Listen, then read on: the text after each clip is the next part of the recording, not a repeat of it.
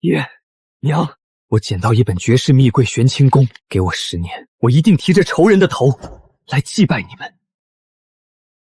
江湖，我他娘的来了！爹，娘那个，我们断绝关系吧。孩儿无能，这大仇，您二老另请高明。江湖，我退了，这一退就是一辈子。贼老天，我干你！刚穿越就让我捡到绝世秘籍，可我却资质平魔，老了都还是普通人。幸好老子会经商，不然你让我怎么活？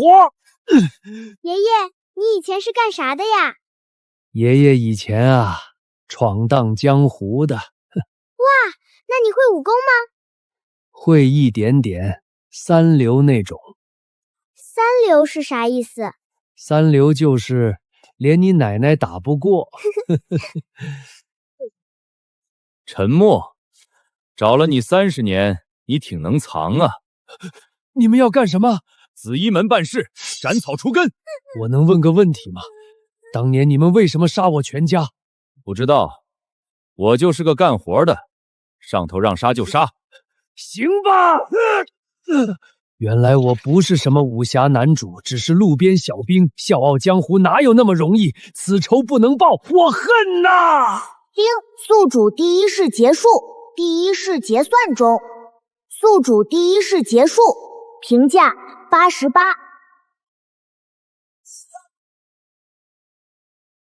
所获评分可用来提升下一式的资质、悟性、血脉。你第一式，你的悟性10，资质11，血脉5。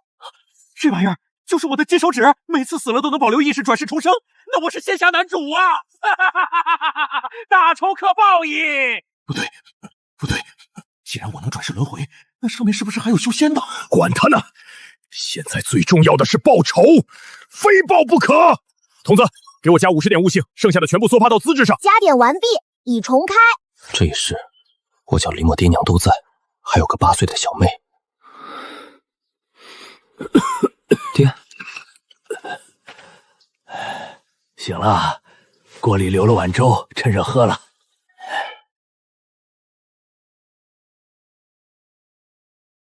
今年旱得厉害，3个月没下雨了，庄稼全枯了，秋收能收回来1成都是烧高香。村里咋说？能咋说？熬呗，有存粮的熬，没存粮的想办法。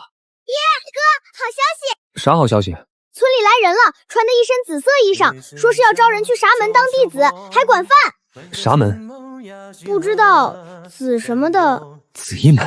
对，紫衣门，哥你知道？前世追杀了我50年的仇家，我能不知道吗？现在转世，紫衣门就来村里招人。爹，我想去试试。是啥？去紫衣门当徒子。你知道那是啥地方不？不知道。是给人当牛做马的地方。我听人说，那些大门派招人，说的好听是杂役弟子，不好听就是奴隶。我知道还去？家里养不活4个人，我去紫衣门，起码有口饭吃，还能得到一笔安家费，这样你们也能度过灾年。哥，你别走。明天紫衣门的人来村里，你要是想去，就去试试。要是不行就回来，咱再想别的办法。爹有的是力气，怎么也不会饿着你。领头那个一定是那门弟子。姓名？我二狗。检测不合格，7经8脉完全堵塞。下一个。师兄，这穷乡僻壤的能有啥好苗子？咱这纯属白跑一趟。宗门要扩大规模，杂役也得招。资质愚钝的带回去当杂役也行。也是。姓名林默，年龄15。放松身体，有意思，再试试。不错，你这资质，莫说杂役，当个外门弟子都绰绰有余。再试一次，我仔细看看。师兄，这资质在外门里算好的了吧？在外门弟子中算中上等，要是肯下苦功，将来升内门当护法也不是没可能。你可愿意入我紫衣门外门，正式拜师学艺？外门弟子居然不是杂役，看来那38点资质还是有些作用的。大人，外门弟子和杂役有啥不一样？杂役是伺候人的，外门弟子是练武的。杂役吃剩饭，外门弟子吃食堂。杂役干10年还是杂役，外门弟子干10年说不定就成内门了。那我肯定选外门啊！林默，2经3脉收为外门弟子，回去跟家里人告个别，明天跟我们一起走。这是安家费，领了拿给你爹娘。谢谢大人，谢谢大人。大牛，你儿子出息了。哥，你以后是不是就能吃饱饭了？能吃饱。那能给我带好吃的回来不？能。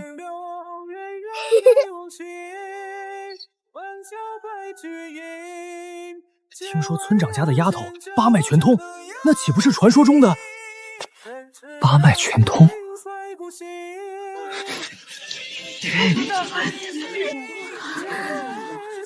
再测一遍。真的八脉全通，师妹，这是百年难遇的练武奇才啊！林姑娘，你愿不愿意入我紫衣门？愿意。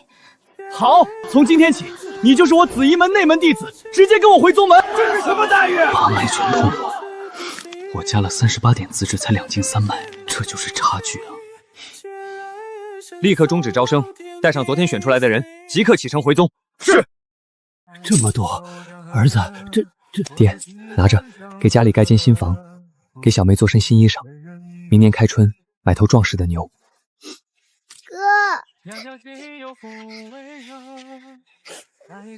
哥要走了，你在家要听话，照顾好爹娘。那哥哥，你还会回来吗？这是什么？桃树的种子，你把它种在院子里，好好看着长大。然后呢？然后等它开花结果的时候，哥就回来看你。真的？真的。那它什么时候开花结果？那我每天浇水，每天看着它长大。走了。哥，我等桃树开花。快看，那边就是陈家村。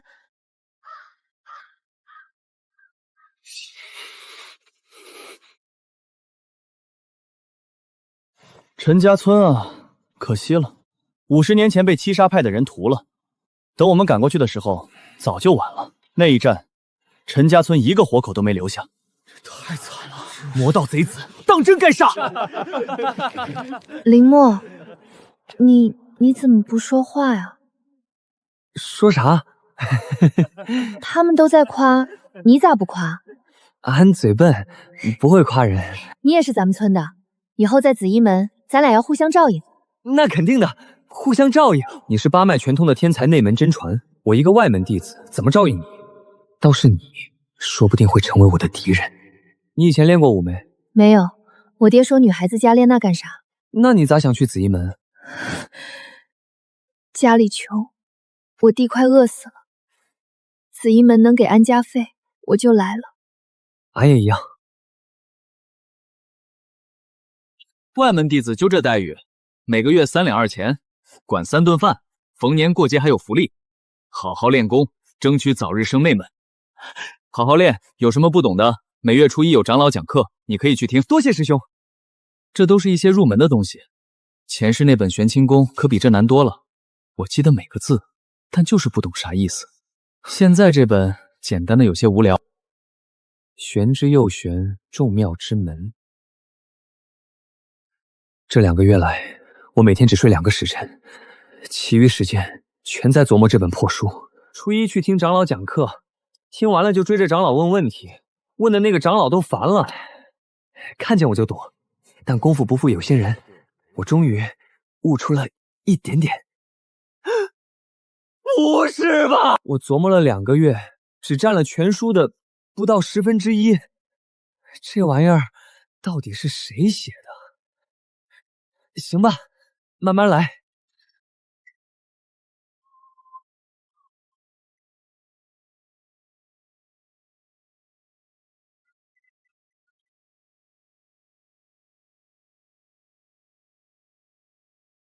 我辈修士当打100万拳，爽！这小子还在练功，可不咋的，每天都练，命都不要了。切，装模作样。听说他刚来2个月就练成了紫鱼心经，二长老经常夸他刻苦。刻苦有个屁用！2经3脉的资质能强过那些3经4脉的？哎，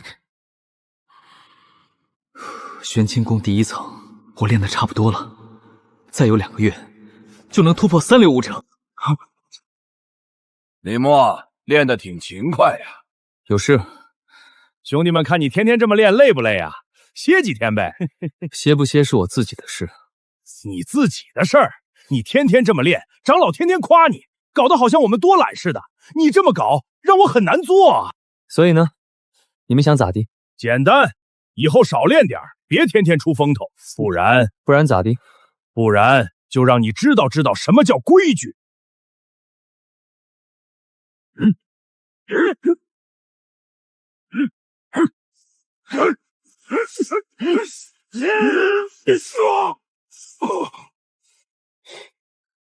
垃圾，自己不滚，还需要我送送你吗？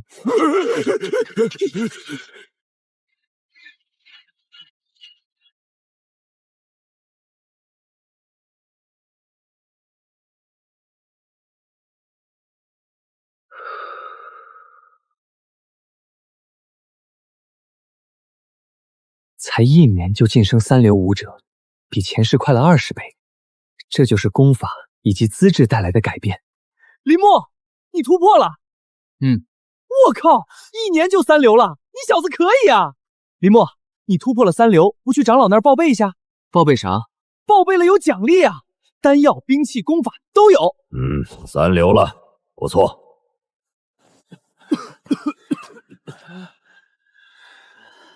林墨，你回来了，恭喜！咋瘦成这样？干活累的，每天天不亮就起，半夜才能睡，吃的还不如在村里。没功法练，哪有钱换？一本功法要50个功勋，我们干1年才攒30个，攒够了还得换吃的，哪还有余钱？你们有啥打算？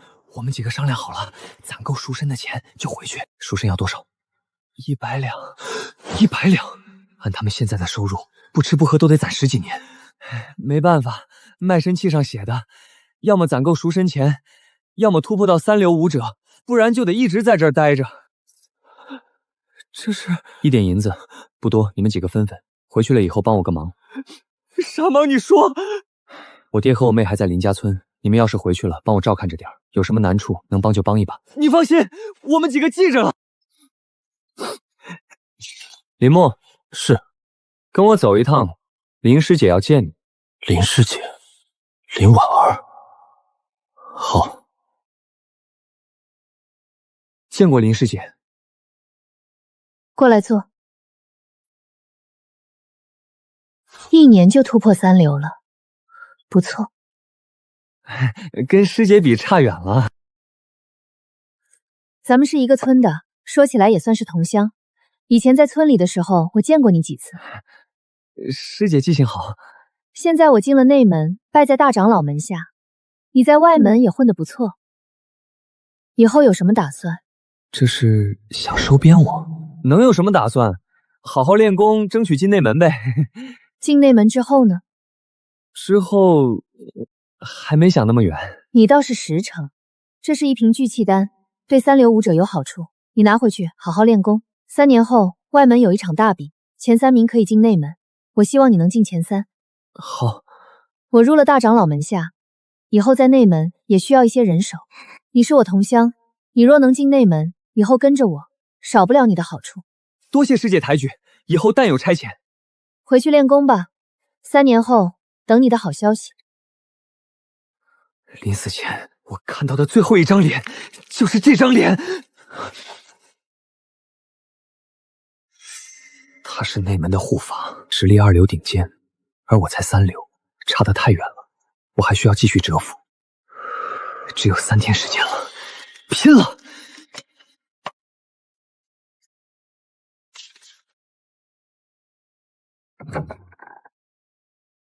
最后一刻，我总算成功突破2流，终于有了与那些天才一较长短的资格。我操，林墨也2流了！他什么时候突破的？不知道啊，前2天还是3流呢。2流确实比3流强太多了，玄清功也不一般。同样是2流初期，我的真气量质量更高。第2场，对手是周元凯，外院4位真天才之一。林兄，请指教。好内力，你这是什么功法？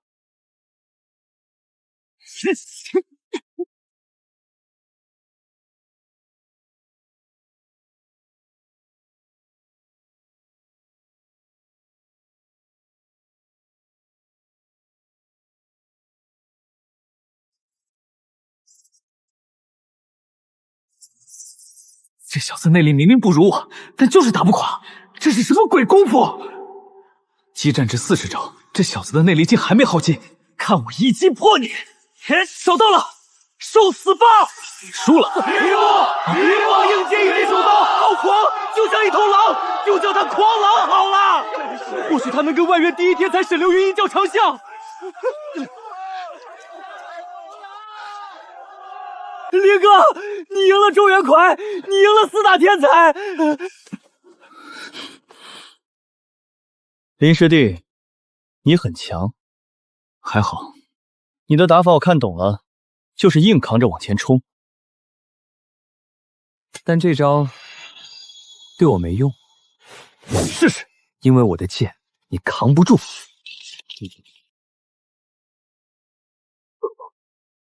沈流云，流云剑无敌，外院第一天才，实至名归。承让，这就是差距。他拼尽全力能扛周元凯40多招，但在沈流云面前，我只扛了3剑。多谢指教。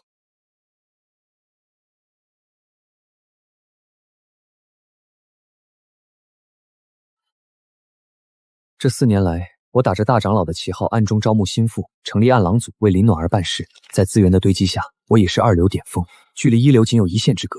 这1线之隔，却不知要何年才能突破。大人，吴护法那边有消息了。说，吴天德3天前领了密令出宗，刚刚收来消息，他已完成任务，正往回赶。不过什么？他受了伤，随行弟子死伤大半，此刻身边只有3、4人，正从清风峡方向返回。通知暗狼组全员出动。是。 9年了，从第一世被灭门到这一世蛰伏9年，今天该报仇了。还有多久到宗门？护法，过了这峡谷，再有半个时辰就到了。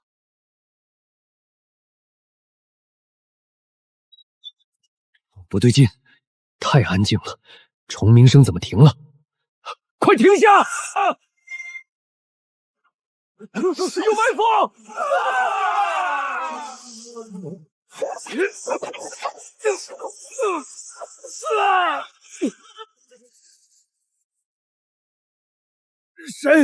谁他妈敢埋伏老子？知不知道我是谁？紫衣门内门护法，你们活腻了！你是谁？你是狂狼沉默！沉默！你疯了！同门相残，你知不知道这是死罪？同门相残，只要杀得干净，谁能知道？你为什么要杀我？我跟你无冤无仇！等等，你刚才说杀得干净，你还想杀谁？你觉得呢？你疯了！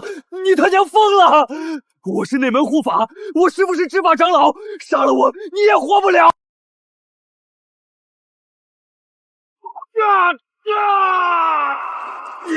你这个疯子！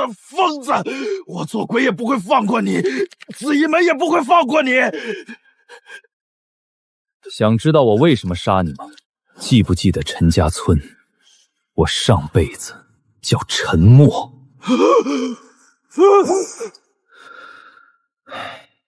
大人，有东西。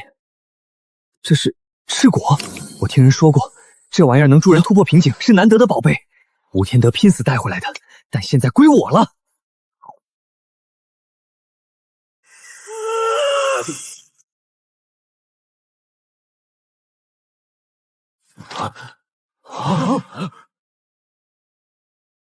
恭喜大人！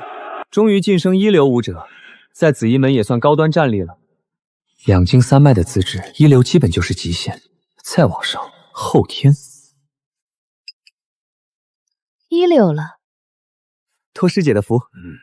是你自己的本事。他的气息和内门那些护法完全不一样，更凝实，更厚重，像是一座大山压在面前。师姐，你后天了？小后天而已。师姐天赋惊人，小后天算不得什么，待我突破大后天，才能年轻1倍无敌。暗狼卫发展的如何？托师姐的福，现在有3流武者17人，还有5位刚突破2流，都是能办事。继续好好干，以后少不了你的好处。愿为师姐效劳。行了，随我去拜见大长老。掌门要过90寿诞了，届时会宴请天下豪杰，各派都会来人，也会在宴会上确认下一任掌门人选。陈默，你说说这事儿怎么看？弟子斗胆说一句，掌门之位有德者居之，婉儿师姐的天赋，放眼整个宗门，无人能及。若是掌门执意传位给侯师兄，只怕难以服众。你的意思是，若是掌门宣布的是婉儿师姐，那就皆大欢喜；如果不是，那就抢先动手。你先下去吧。大长老还在举棋不定，那就由我来添一把火，让紫衣门乱起来。诸位弟兄，今晚我将带你们去搏一场大富贵，可愿同去？无所愿也。吾等愿为师姐扫清障碍，请大长老早做决断。这些年，陈默替我办了很多事，我一直以为他只是为了往上爬，为了资源，为了利益。可现在，他带着20多号人跪在这儿，说愿意为我去死。陈默，你想好了？弟子想好了。好，若大事可成，我定然不会亏待你等。师父，请您成全。婉儿是我一手带大的，24岁的小后天，紫衣门立派级以来从未有过。未来的先天强者，甚至可能更高。侯方杰凭什么跟他争？掌门之位，有德者居之。他徒儿做的，我徒儿怎么做不得？陈默，这些年你做的事，我都看在眼里。以后有什么事，你放手去做。需要什么资源，直接开口。若是成了，我也不会亏待你。谢大长老。大长老也是有私心的，若是事成，他会先过一把掌门的瘾，再传给林婉儿，名利双收，好得很。各怀心思，这样最好。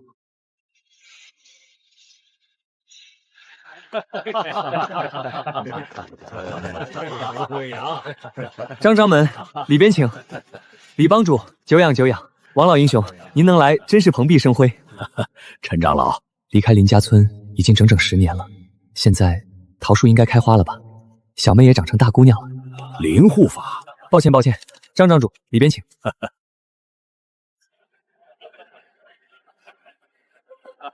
没关系，过了今天，一切都会不一样了。掌门之位，终究是我的。诸位，今日是我90寿诞，多谢各位赏脸。由于我年事已高，虽有大后天修为老当益壮，我决心闭关搏一搏先天。闭关期间，紫衣门不可一日无主。今日我便宣布下一任掌门人选。且慢，大长老有何话说？掌门之位事关重大，不可草率。我有德者居之，与其指定掌门，不如让所有年轻一辈比一场，谁赢了，谁就是下一任掌门。大长老，你这是在质疑我的决定？不是质疑，而是建议。掌门一言堂，难免有失偏颇。若是公开比试，便公平公正，天下英雄都可以做个见证。诸位觉得我这个提议如何？习武之人自然要靠拳头说话。公开比试，公平公正，这样好，大家心服口服。大长老今天这一出，分明是早有预谋。好，就依你所言，公开比试。侯师兄，师妹斗胆请教。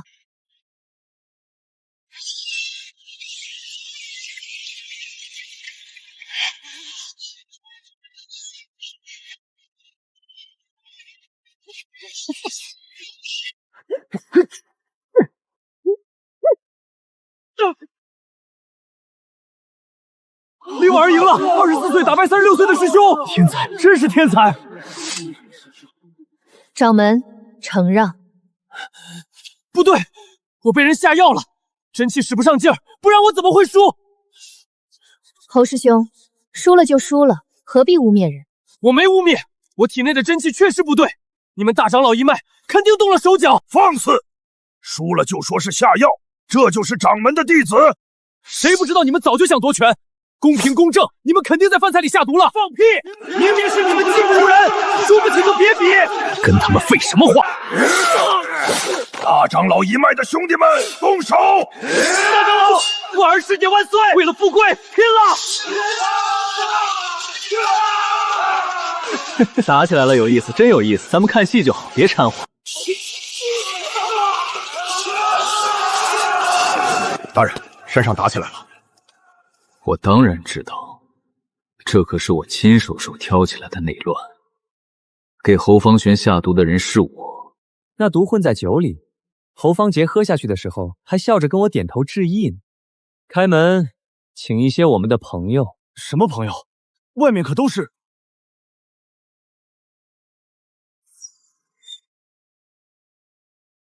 这一刻，我等了整整10年，今天就是紫衣门灭门之事。你就是那个传信的，干得不错。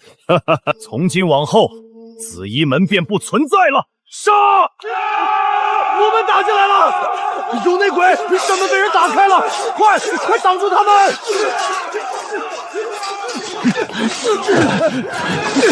！10年了，10年的隐忍，10年的谋划，10年的蛰伏，今天终于实现了。爹，娘，前世的孩儿你们看到了吗？今天我替你们报仇了！不好，紫衣门有先天老怪！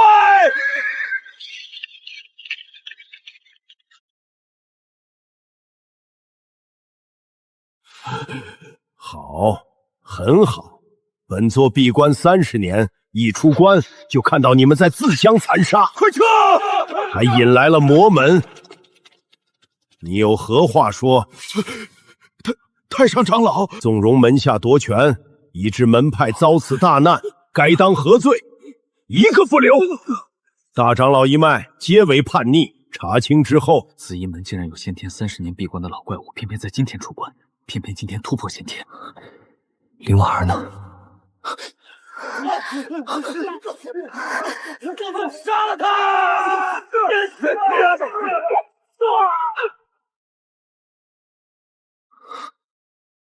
这个女人太恐怖了。大人，咱们怎么办？大人，你去哪儿？大人，你不是说要带我们搏一场大富贵吗？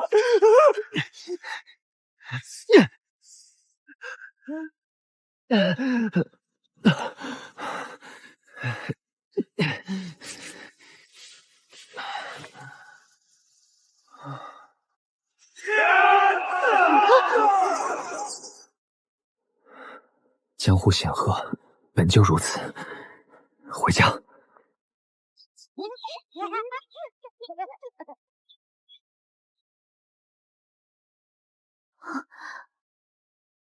哥，桃树开花了。哥，你回来了，你真的回来了。回来了。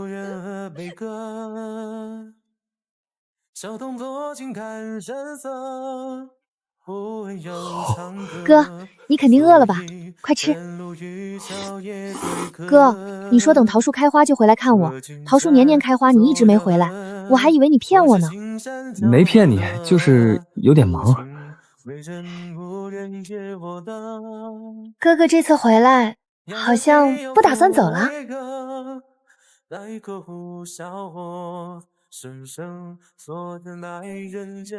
你是不是有什么事？没事。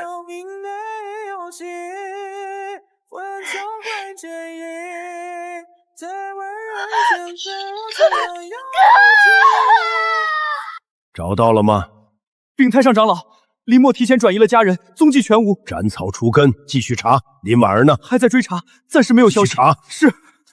25岁的大后天，这丫头比我想象的还能跑。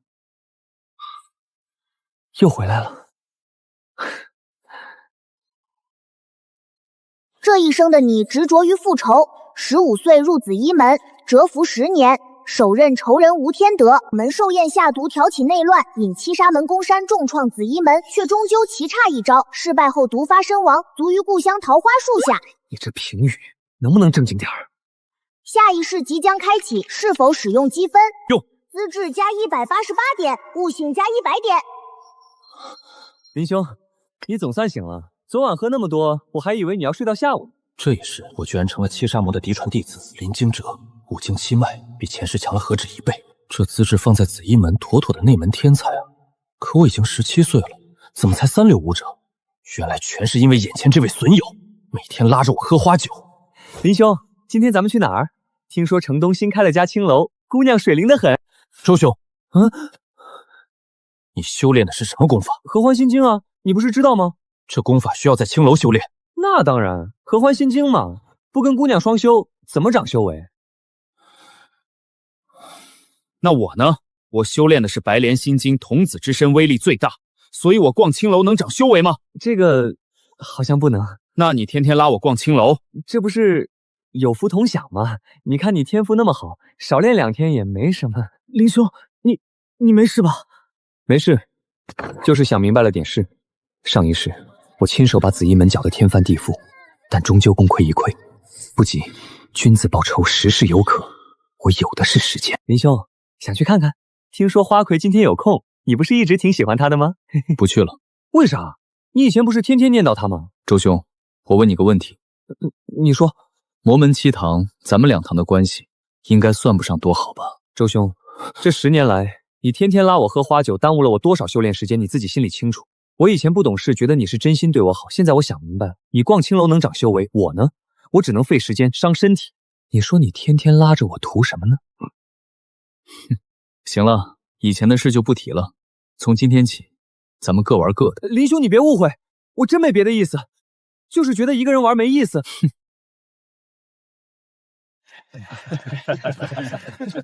哟，林大公子今天怎么有空来？青楼倒闭了，想查点东西。进去吧，进去吧，别弄坏书。什么？紫衣门死了那么多人，居然没有就此没落，反而比之前更强了，成为正道3大领袖之首。朝廷不能让魔门一家独大，所以需要扶持正道势力。但朝廷扶持紫衣门的力度大得有点离谱，这是把紫衣门当亲儿子养啊？不对，事发15年前。距离他上一世死亡才过去15年，可我已经17岁了，时间对不上，怎么会这样？难道是穿越了时空，往前穿了2年？还是说夺舍？管他呢，不管是穿越还是夺舍，我都是沉默，这就足够了。太阳打西边出来了，装的吧？肯定在屋里睡觉，我赌他撑不过3个月。我操，他吃啥了？不知道啊，青楼倒闭了，他可能真没事干了吧？别瞎说，人家可能是认真的。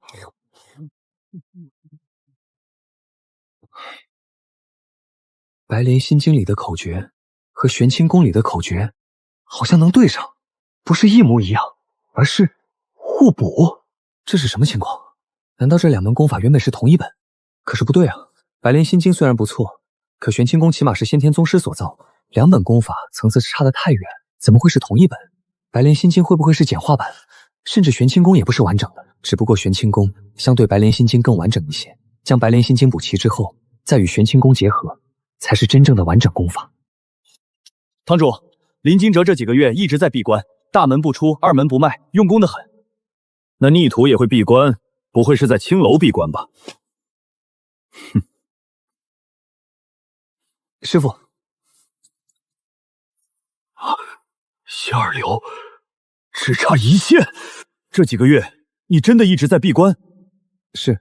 没出去鬼混？没有。没去找合欢堂那帮人？没有。哈哈哈哈哈！好啊，臭小算开窍了。你爹当年把你托付给我，说你资质不凡，让我多看着点。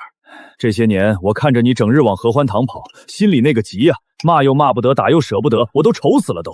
现在好了，你总算懂事了。等你突破2流，我亲自给你挑一门好功法。以你的资质，将来接我的帮也不是没可能。接班白莲堂主，那自然是好的。但如果是魔教教主，那不是更好？师傅，弟子有一事请教。说。咱们的白莲心经是从哪儿来的？怎么突然问这个？弟子修炼的时候，总觉得这功法有些玄妙，不像是后天功法，但又说不清缘由，所以想问问来历。你倒是问着了。昔年圣教开派祖师留下一门神功，名为玄魔功。但这功法太过于深奥，一般人根本练不了，所以圣教教主把它拆解开，简化成7部功法，传给7位亲传弟子。这7位亲传弟子后来就成了7位堂主，传功至今。玄魔功、玄清功名字都这么像，果然有关系。会不会这2本功法本来就是同一部功法的2半？只有把2者结合，才是真正的完整功法。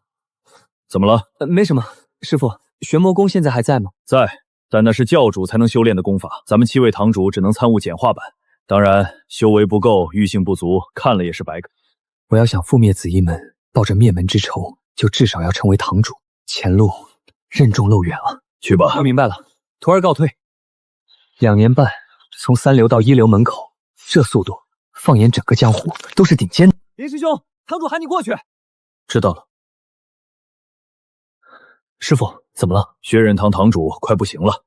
血刃堂，上一世我引的就是血刃堂的人攻山。当年那一战，血刃堂主身负重伤，逃回来之后就一直没好过。这些年全靠丹药吊着命，他要是死了，血刃堂就麻烦了。剩下的阿猫阿狗根本撑不起个堂口。所以长老院商量了一下，等现任堂主死后，新堂主从咱们6堂的精英弟子里选。怎么选？是开个比武大会，还是选个修为最强的？一堂之主统领上万部众，岂是光比武就能定的？计谋、城府、信性、手段，方方面面都需要考量。长老院会挑选综合素质最优秀的一位，出任血刃堂代理堂主。代理？对，代理。因为圣教有规矩，堂主最低也要后天修为。就比如你现在才2流巅峰，即便选上也不够格。什么时候突破后天，什么时候转正。那长老院怎么考察？总不能一个个看吧？人的名，树的影，真正的人才是遮不住的。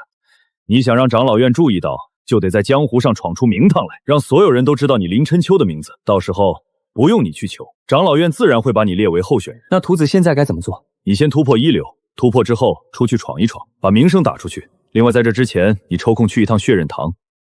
去血刃堂？去看看现任堂主，以晚辈的身份探望一下。你是不是觉得咱们圣教是魔门就该六亲不认？傻小子，外面叫我们魔门，你还真把自己当魔头了。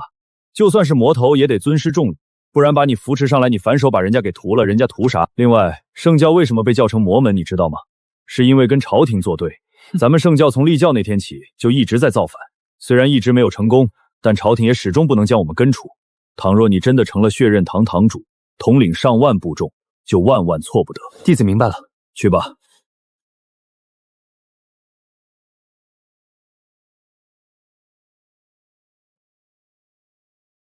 这些人20岁不到就已经是1流了，天下英雄当真如过江之鲫。不过这样才有意思，太容易到手的东西反而不值得争。敢问可是林公子？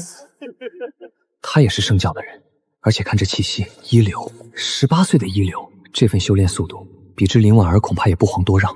林公子最近怎么不来玩了？奴家可是想你紧呢。修炼繁忙，抽不开身。林公子现在可是名人了，3个月从3流到2流，2年半摸到1流门槛，这样的天才，奴家当然要巴结巴结。什么时候有空来奴家闺房坐坐？怕不是要被你吸成人干？改日有空一定登门拜访。那可说定了。这女人绝对沾不得。前辈，晚辈林风水来看望你。不知为何，我总觉得眼前的这名晚辈有些熟悉。你是江烈的徒弟？想试试当堂主。现在呢，看见外面那些人还这么想，更想了。年轻人有野心很好，我也是因为野心才走到今天这一步的。那一年有个年轻人找到我，他在紫衣门卧底多年，并设计了紫衣门内乱，可以帮我打开山门，只要我带人攻进去，紫衣门就是我的囊中之物。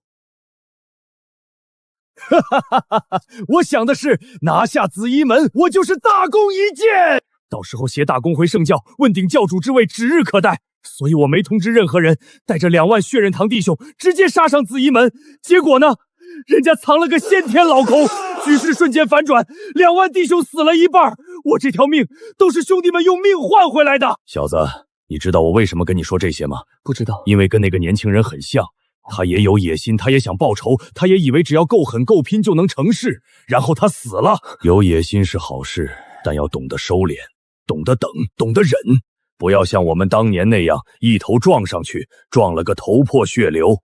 前辈教诲，晚辈记下了。回去吧，我累了。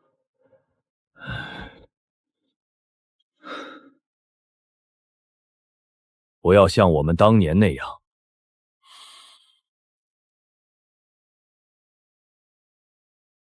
接下来怎么打算？出去闯闯。是该出去了，老窝在这里长不出真本事。拿着。这是？此刀名为血刃，是血刃堂主临终前托我给你的。去吧，去闯出名堂来，让长老院的人看看，我白莲堂的弟子不比任何人差。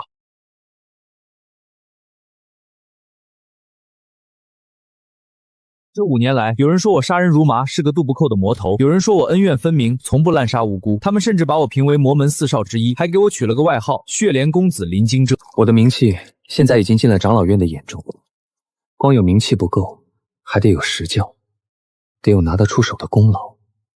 可什么功劳够分量呢？听说了吗？苍狼城出了位顶级富商，叫钱父。据说他是排得上号的大富豪，但真正让江湖震动的，而是他的身份。他是魔门的叛徒。30年前，正是他泄露魔教教主行踪泄露，让其被道3大领袖围攻。那一战，教主下落不明，堂主都死了好几个。现在他的身份暴露了，整个圣教都炸了，纷纷前往苍狼城。他知道魔门不会放过他，所以他把一半家产砸出来，向正道寻求庇护。他的府邸现在怕是有上千人。这不就是我要的功劳吗？拿下钱父的人头，代理堂长的位置就是我的。这老东西是真怕死，不过不急，我等得起。你们猜怎么着？魔门4少全来了！什么？那还能有假的？有人亲眼看见了，他们一个不落，全到了咱们苍狼城。4大魔少齐聚，这钱老爷怕是要悬啊！悬什么悬？没看见正道3大领袖的人也来了吗？这位兄台说的对，正道3大领袖的嫡传弟子也都到了。紫衣门的叶孤逢，真武派的张道玄，天王寺的敬晨小师傅，3位年轻一代的第一人联袂而来。紫衣门叶孤恒，紫衣门的人，我必杀之。要我说，魔门4少不过是浪得虚名，什么血莲公子、独守公子都是吹出来的。真碰上了，我一刀一个。就是，今夜咱们各大好汉都在，他还能翻出花来不成？说不定早就吓得不敢露头了。一群贩毒！谁？藏头露尾的鼠辈，滚出来！不对，是毒，空气里有毒，快屏住呼吸！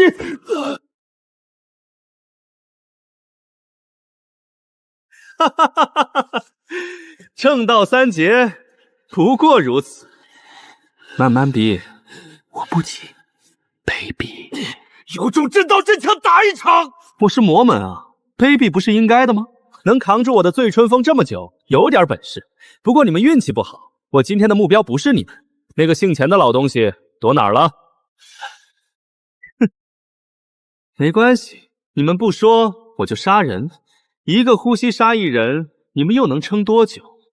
你说，有骨气，我就喜欢有骨气的人。我可是个好人，你们逼我哦。大和尚，你看着挺顺眼的，要不你先说。出家人不打诳语，你告诉我钱父在哪儿，我就不杀你，还会把所有人都放了。怎么样？出家人不是慈悲为怀吗？阿弥陀佛。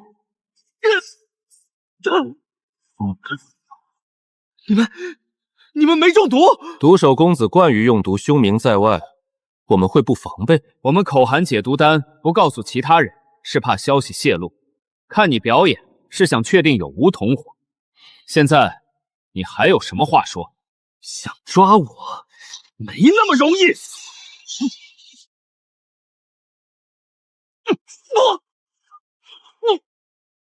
独守公子也不过如此。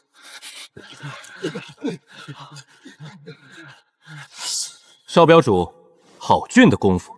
岂止是功夫，脑子也好使，早早就背着解毒丹，真是英雄出少年。魔门4少就这，根本就是来送菜的，把这毒手大卸8块。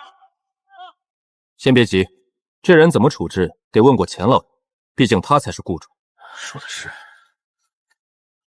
钱老爷，魔门的独守公子被我们抓了，您看怎么处置？你杀，给我杀了，把他大卸8块，不，千刀万剐！你听见了？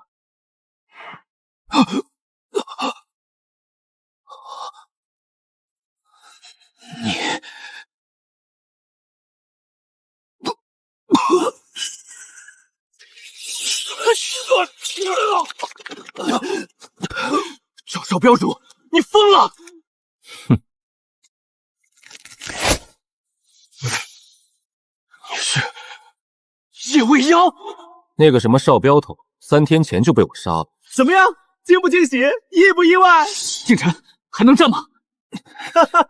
正道3劫确实有点东西，受了伤还能站起来。别废话，先拿下他们，再进去杀钱父。外面的，快把钱老爷转移！现在才想起转移，晚了。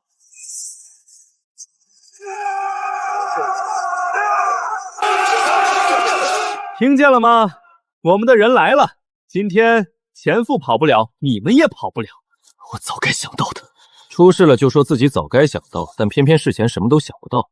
你们这些名门正派不是一贯如此？正道三杰终究还是太嫩。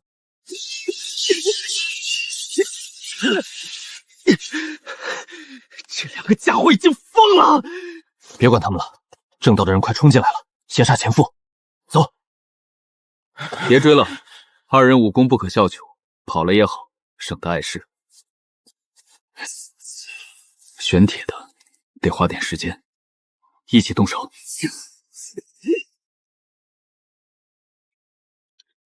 不要像我们当年那样一头撞上去，撞得头破血流。不急，再等等，万一有埋伏呢？别杀我！我有钱，我给你们钱。钱可买不来你的命。这是易容，假的！老子费这么大力气杀了个假的！他的家人一定知道。前夫呢？那个老东西躲哪去了？不说，都死。说不说？杀！我们居然被那老头耍了！快走，外面的人快杀进来！走，快走！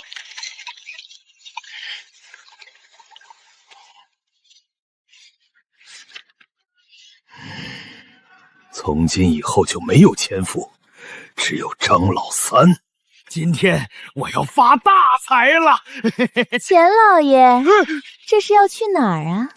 姑娘认错人了，在下张老三，不是什么钱老爷。别装了，你准备的身份可都曾对人家讲过呢。怎么，你不记得了吗？你还说你最喜欢我，要把我带回家，不管发生什么事，你都又有退路。你的退路就是这个。钱老爷，看在你我欢好一场的份上，我给你个机会，自裁吧，死得体面一点。自裁？你以为你吃定我了？哟，藏得挺深啊。20年了，老子从没放下过功夫，就是防着你们找上门来。受死吧！你这是妖法！钱老爷，奴家这可不是妖法。好汉，多谢相助，帮我杀了这妖女，我给你钱，大把大把的钱。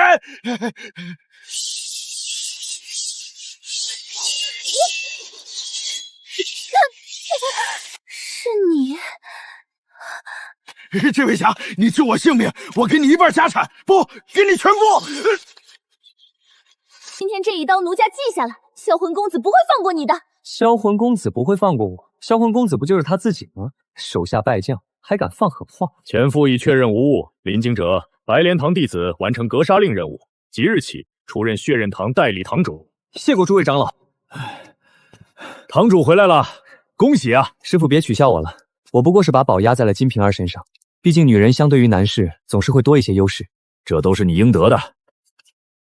师父，这个给您。这是玄清功，弟子一直在修炼这门功法，它和白莲心境同源，但更深奥。弟子全靠它才有今天的修为。这，师父闭关吧，白莲堂的事，弟子先帮您打理。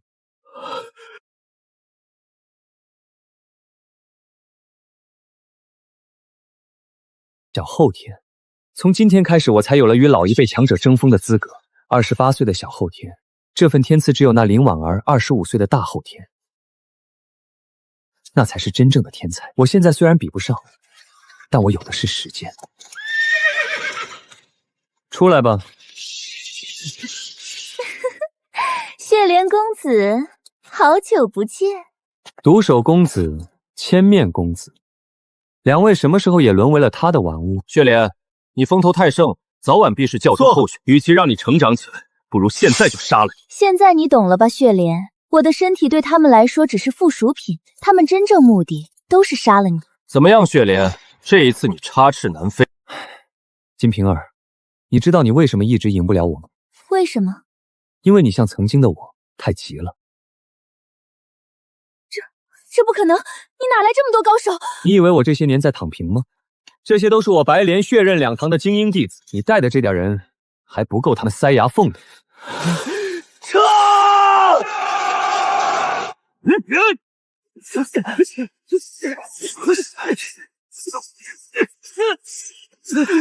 他的真气怎么用不完？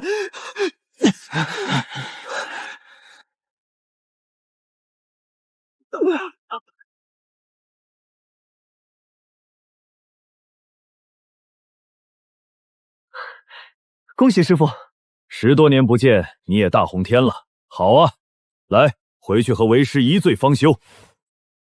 师傅，你觉得现在是时候了吗？想说什么直说便是。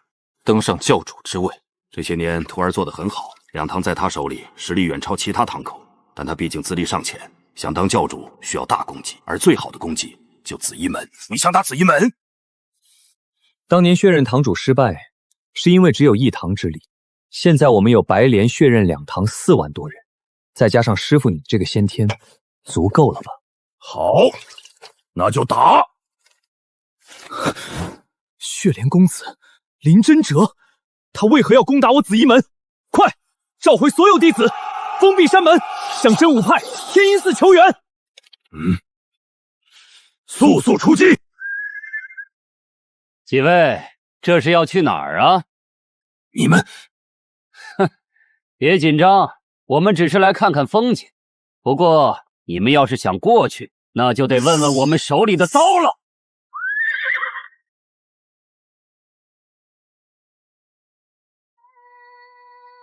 哼，攻山！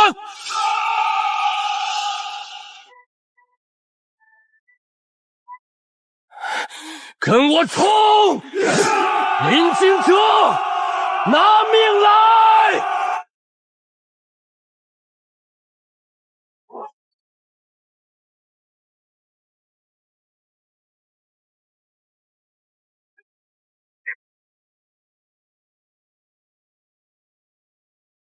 哼！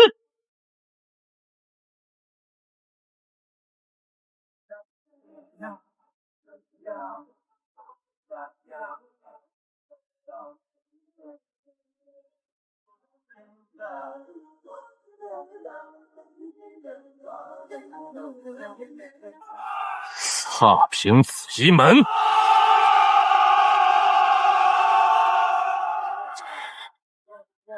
林惊蛰，我紫衣门与你何仇何怨？为何要赶尽杀绝？为故人报仇。我要的你给不了，我要用你们的人头为我师徒2人加冕。狂妄小儿，老夫跟你拼了！太上长老，请太上长老！太上长老，救命！我们又打进来了！太上长老，我们欺人太甚，求您出手！老东西，等你很久了。先天，对方也有先天。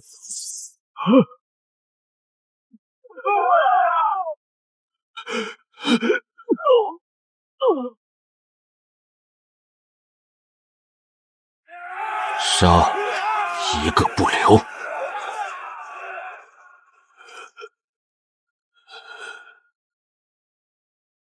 100年前，陈家村你还记得吗？陈家村？你是说那个小村子？为什么要屠村？为什么？因为有人要我们这么做。谁？都是报应啊！怪我贪心，听信了那位贵人的话，否则紫衣门即便不能大富大贵，也能平安传承下去。朝廷的军队，他们怎么会来？是来救紫衣门的。怕吗？怕也没用。他们来了，那就打！区朝廷走狗，我圣教什么时候怕过？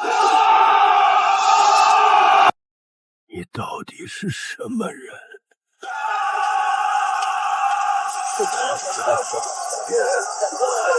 快撤回圣教！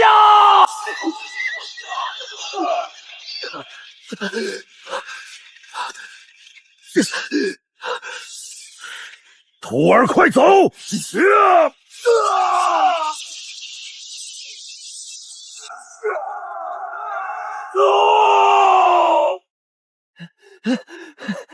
沉默啊，沉默！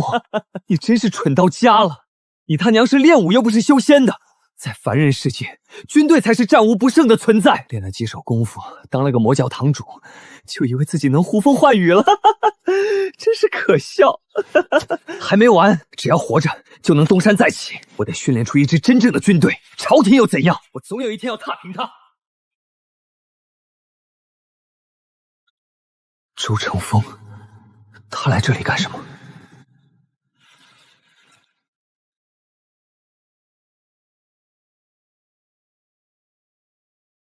血莲公子跑得挺快啊！你才是真正的销魂公子。金瓶儿是我推到明面上的，我成长起来之前，需要有人替我吸引目光。我帮他拉的那些顾客，最后都会变成我的养料。原来金瓶儿只是一个幌子，真是好算计，好城府。你现在先天，前些日子侥幸突破 ，yes。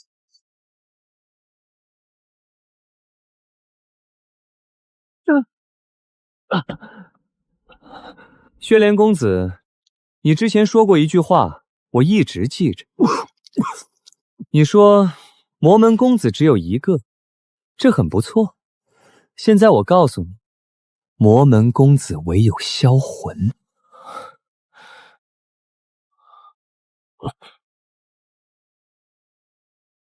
丁，第3式清算中，宿主第3式结束，评价黑铁10星。积分1000。这一世，你26岁成为血刃堂代理堂主，以1敌3斩杀敌人；42岁率2堂攻灭紫衣门。但朝廷的铁骑教会了你做人，但是被阴死这事有点丢人，下次长点心。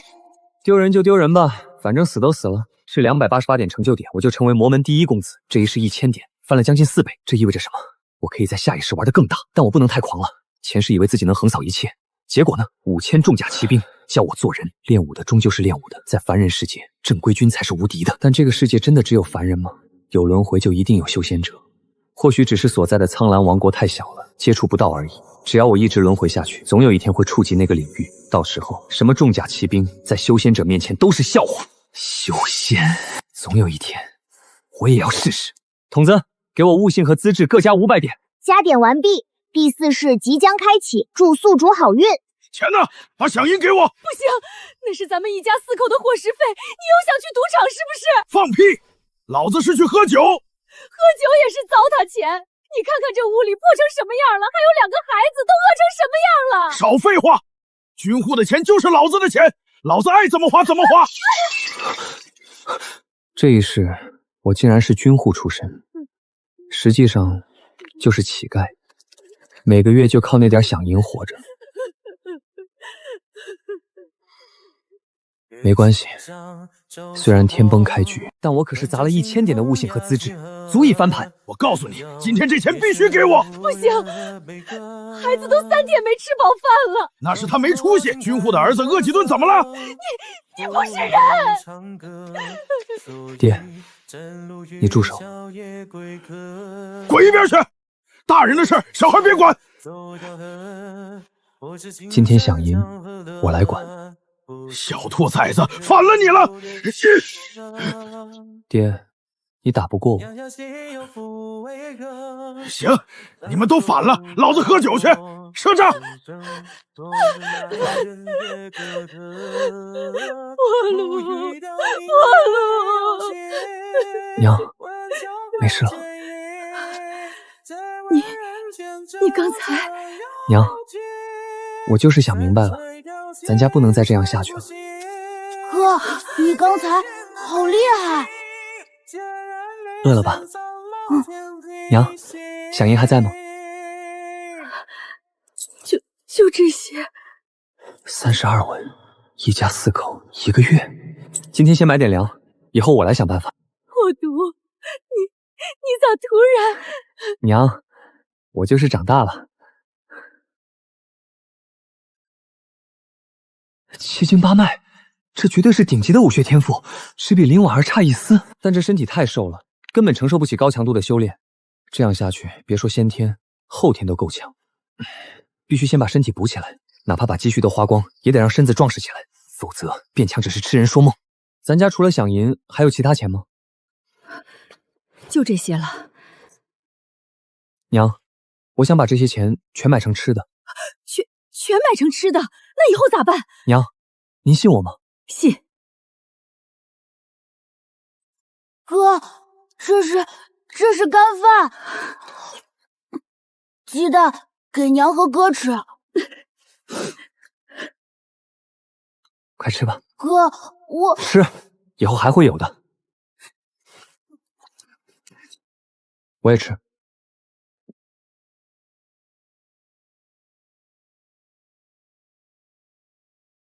三流武者，单单玄清宫已经如此强大，如果找到玄魔宫，把二者合一，会是什么样？上一世，周成风杀我的时候跟我说了一些话，他以为死人不会泄露秘密，可我的意识却是不灭的。金瓶儿留下了一首诗，诗里藏着玄魔宫的下落：青山埋骨处，白骨化莲台，莲开七瓣落，魔心自天来。我已经破解了前3句，找到了玄魔宫的大概位置，找到玄魔宫的下落，这是我这一世的目标之一。另一个目标是那位大人关培德，太上长老临死前说的那位大人，屠灭陈家村的真正凶手。关培德，你是谁？不管你在哪里，总有一天我会找到你。这里是边塞，周围山高林密，山里应该有野物。现在我已经3流了，可以试试捕猎了。娘，我出去一趟。去哪儿？山里转转，看看有没有野菜。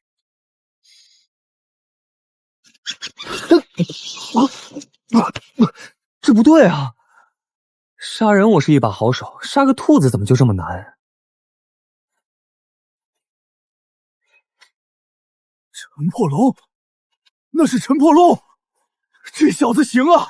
这么大一只猪，够吃几个月了。哥，咱们今晚吃肉吗？吃个够！爹，我不管以前怎么样，以后这个家我说了算。你安安分分待着，我吃肉，你喝汤。你要是再闹，下次碎的就不是石头了。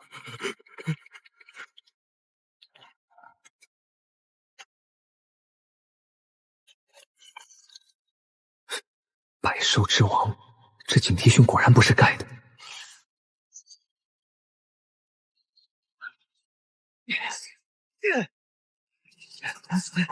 这玩意儿比2流高手还难对付，力大无穷，反应还快，得改变策略，不带硬拼，找机会往他伤口上招呼。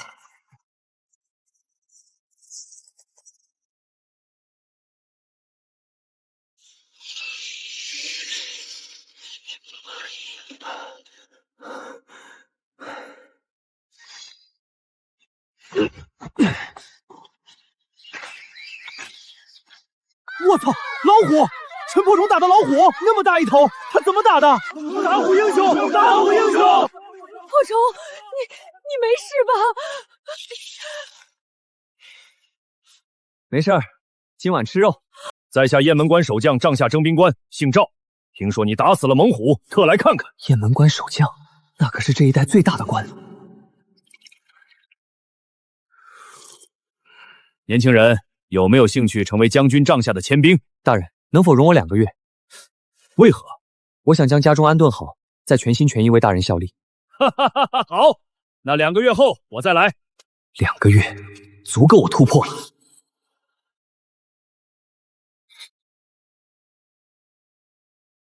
这就是第1雄关，陈破空，跟我来。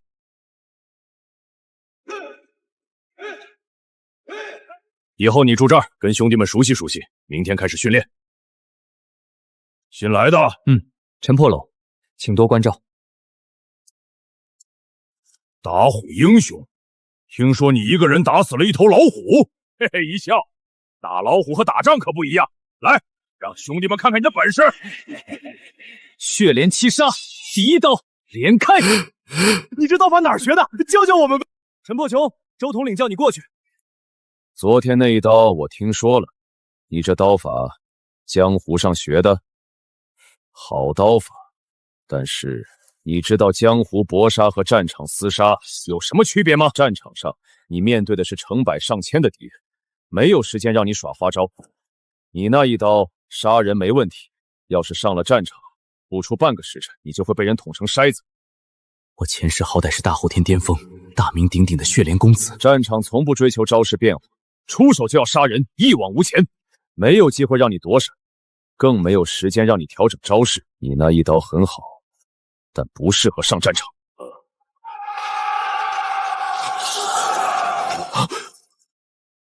我明白了。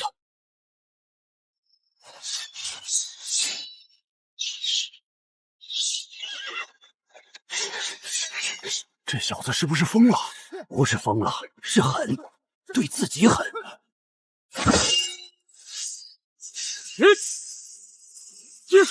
胸挑手，扫开风水画，寒光满天。这小子是不是长了对鹰眼？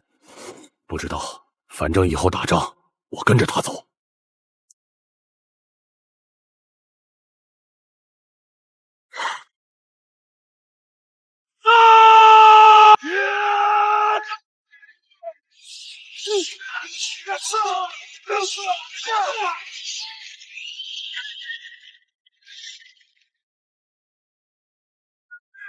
陈破棍，你他娘还是人吗？老将军召见我，肯定不只是因为我18岁就成了165者，一人杀穿敌阵，这太耀眼了，耀眼到不合常理。陈破头在，抬起头来。3年前你还在山里打猎，3年后你就能杀穿敌阵，说说看你是怎么做到的？回将军，3年前我无意中得到了一份传承。什么传承？魔教教主的传承。魔教教主？你确定？我还得到了一首诗，据说藏着魔教镇教神功玄魔功的下落，今日便献给老将军。青山埋骨处，白骨化莲台，莲开七瓣落，魔心自天来。年轻人，你倒是坦诚，魔教玄魔功的下落你愿意说出来，是信得过老夫？你知道老夫今年多大了吗？听闻将军已近100岁，就是大后天巅峰困了30年。如果找到你说的玄魔功，确实有可能突破先天，多活100年。但你想过没有，老夫如果闭关去突破需要多久？短则3、5年，长则10年、20年。这期间这关口怎么办？老夫躲起来闭关，谁来守关？多活100年，看着关口失守，看着胡人南下，生灵涂炭，这命老夫要来何用？不过你若有需要，老夫倒是可以帮你找。将军，你年轻，18岁就一流了，比老夫当年强多了。到时候你来替老夫守着这万里边关，那东西老夫帮你找。将军，行了，起来吧，跪着怪累的。将军，当初周统领是老夫让他去的。你刚进燕灵卫，老夫就注意到你了。后来听说你刀法不错，就让周统领去点你一下。年轻人锋芒太露，容易吃亏，早点知道战场和江湖不一样是好事。将军大恩，铭记在心。但守卫关口一事，这个问题你不必急于回答，日后是去是留自己决定。好好练功，好好打仗，只要你现在还是关口的人便可。将军，末将有个东西想送给您。哦，不是武功，是一本书，是末将这几年闲着没事琢磨出的一些用兵之道，虽然粗浅，但或许对将军有用。拿来看看。这是兵者，国之大事，死生之地。这书是你写的？将军，找到了。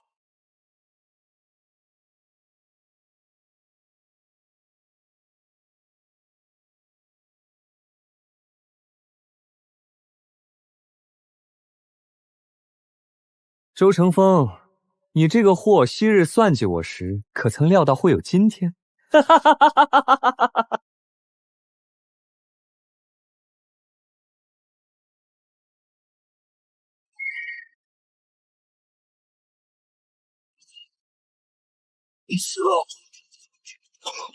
如果能融合成功，产生的会是什么？真气之上是真元，真元之上呢？难道是法力？现在想还太远了。我连先天都不是，想什么修仙？破路，末将在。老夫已经上书朝廷，举荐你为游击将军。这一战打好了，这位置就是你的。谢将军栽培。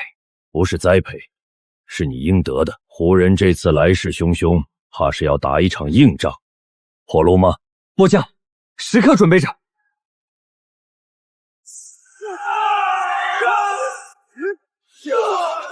他就是一尊杀神，他根本挡不住。鲍将军，此战斩敌3万，缴获牛羊马匹无数，胡人元气大伤，20年不敢南下。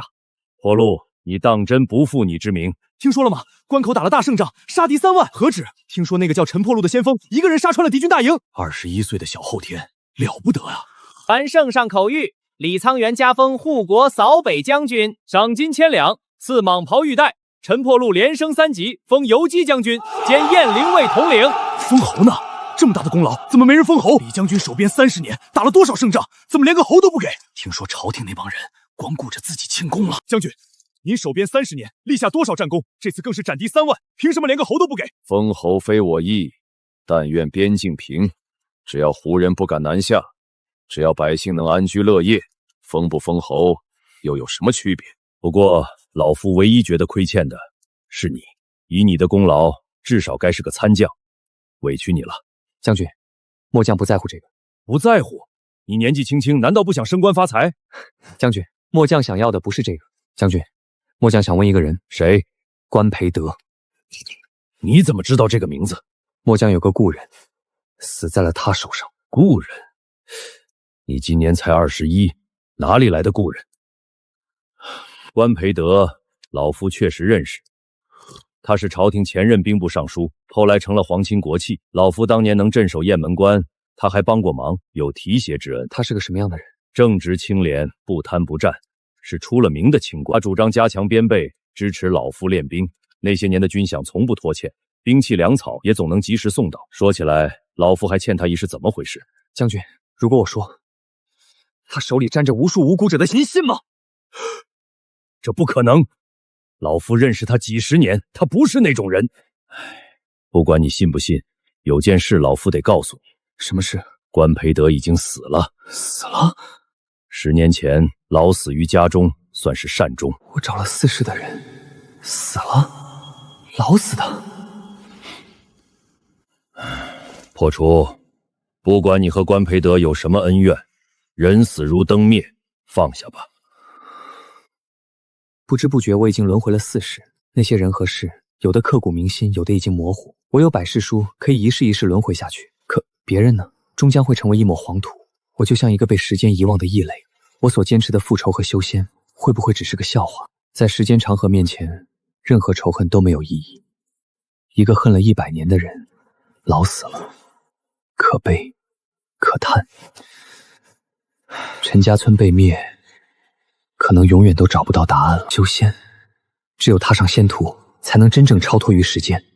或许只有修仙者才是我的同类。将军，末将还有个问题想请教。说。这世上有仙人吗？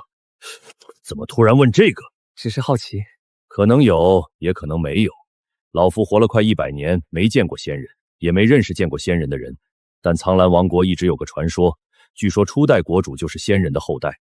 或者说，苍兰王国就是仙人建立的。那将军觉得这传说是真的吗？不知道，传了800年了，谁知道真假？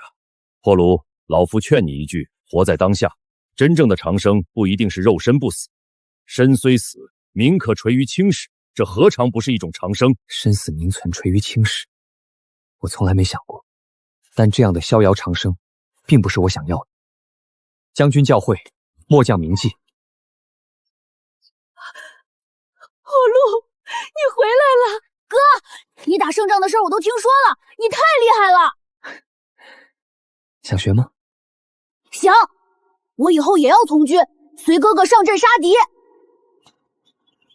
娘，孩儿此次要随将军回京述职。破路，京城远，路上小心，好好跟着将军，别惹事儿。您放心，孩儿有分寸。这，魏将军，那就是李云城。这就是守了关口30年的那位。旁边那个年轻人是谁？听说这次大捷的先锋姓陈，一人阵斩敌方猛将数十人，还夺了帅营大帐。这么年轻，原来出名是这样的感觉。习惯就好。这就是那个游击将军。对，听说后来从军了，立了大功，还是一个20几岁的后天高手，这么年轻。诸位可知，这次大捷全靠飞将军运筹帷幄，而飞将军能有如此谋略，据说是因为一本奇书。什么奇书？《孙子兵法》。此书偏偏精妙，老夫活了大半辈子，从未见过如此精深的兵法。没想到《孙子兵法》已经传开了。火仲，明天随老夫进宫，陛下要见你。你小子是真的出名了。今天老夫进宫，好几个大臣都在打听你。有个老家伙还问你有没有娶亲。将军，末将还小，20几岁已经不小了。不过也好，先立业后成家。破度，你跟老夫说实话，这书真是你写的？算是吧。行了，早点休息，明天进宫好好表现。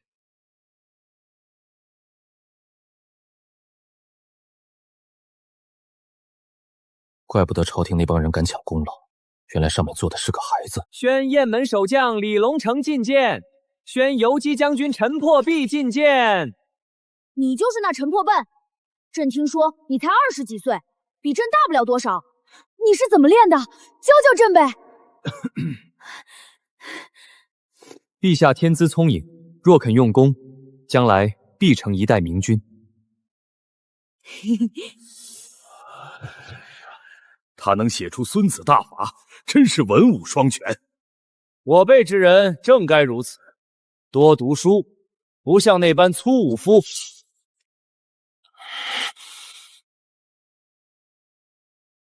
将军，武状元王腾扬言要挑战您，他在城东设了擂台，要跟您一较高下，谁赢了，谁才是真正的少年英雄。无聊，这小子叫王腾，今年的武状元。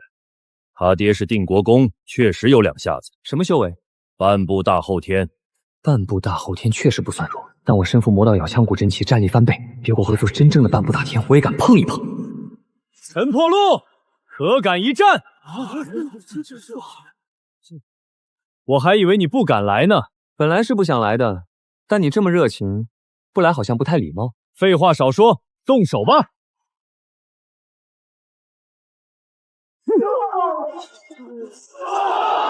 一招就赢了，他不是小后天吗？怎么这么强？武状元就这？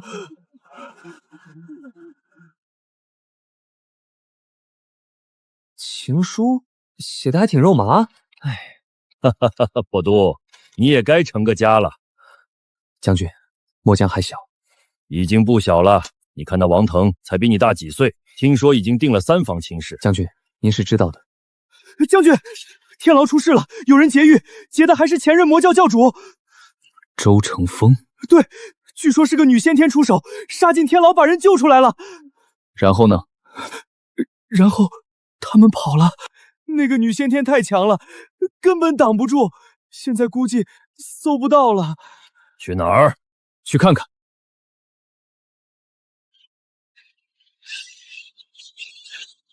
两人速度极快，周成风真还活着，真想追上去亲手杀了他，但才小后天，真碰瓷不了先天，时运不济啊。算了，以后再说，我有的是时间。你真不想留在京城？将军，末将想要的，京城给不了。你到底想要什么？将军，咱们回家。好，回家！老夫这辈子无儿无女，这些钱留着也是留着，你拿去，好好练兵。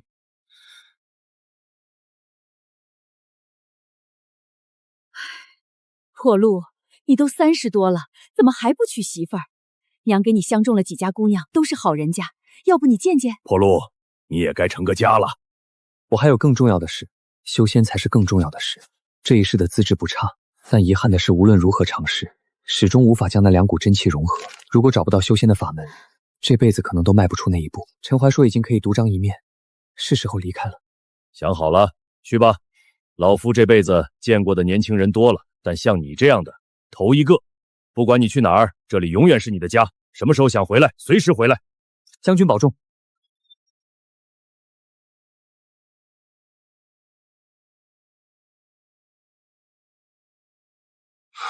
或许这世上无仙。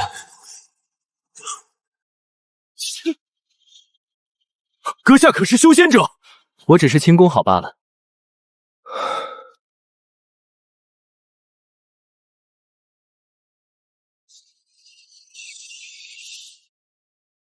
先天，我终于踏足了这个境界。看来是时候走一遭了，去皇宫深处看看。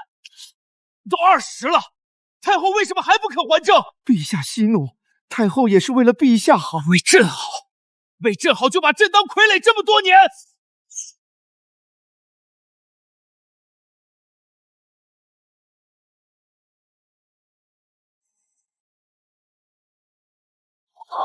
皇家深处果然卧虎藏龙。何方宵小，胆敢闯入禁地？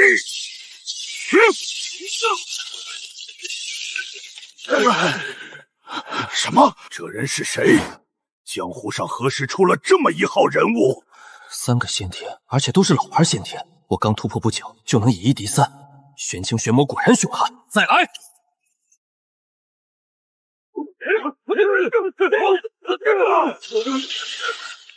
列阵！禁军越来越多了，不能恋战。追！这人到底是谁？不知道，江湖上没这号人物。他的真元太怪了，好像有2股。回去禀报陛下吧。就差那么一点点，就能看到石碑上的内容了。下次再去，得等修为更进一步才行。这先天之路似乎还没到尽头。难道就像后天一样，先天会不会也有小先天、大先天？听说了吗？关口告急，草原18部联合在了一起，80万大军扣关南下，围攻关口。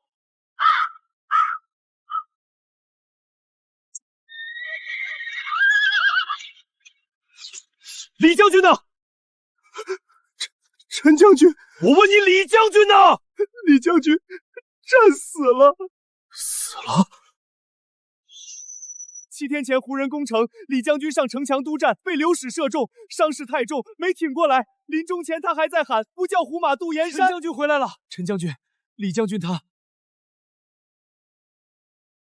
破渡，见信时老夫恐已不在人世，不要难过。将军百战沙场死，此生足矣。唯一遗憾是没能再见你一面。怀硕，怀硕，娘，破路，你回来了！你弟弟他！娘，怀硕怎么了？陈将军，怀硕他失踪了。那一战打得太惨，尸体都找不全。有人看见他被胡人围住，后来就找不着了。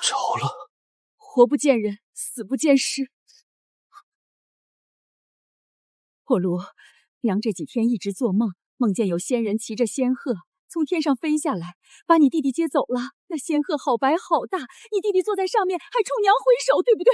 他被仙人接走了，对不对？娘，对，他被仙人接走了。我就知道，我儿子是有福气的。怀硕死了，我不信。活要见人，死要见尸，我会找到他的，不管多久，不管多远。将军，我回来了。对不起，我来晚了。您放心，关口我守着。是陈伯鹏，他回来了。杀神回来了！陈将军回来了！飞将军还在！杀胡狗！飞将军没有死，飞将军永远活着！杀！这只是开始。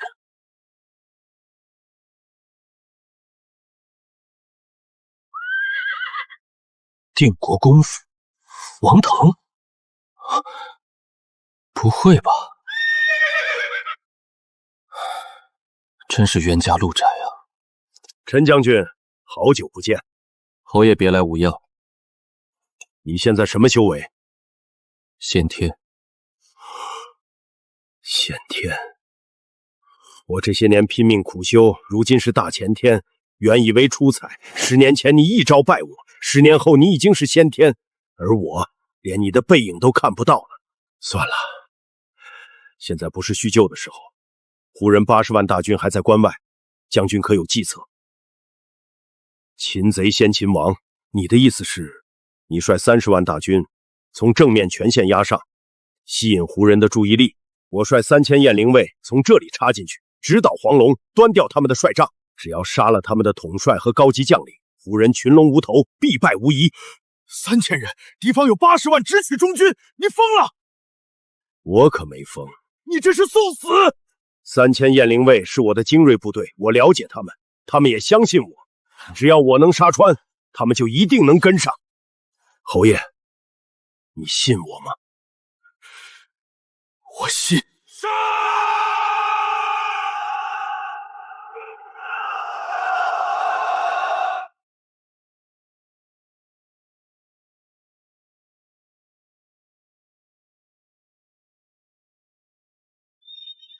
就是那里，跟紧我！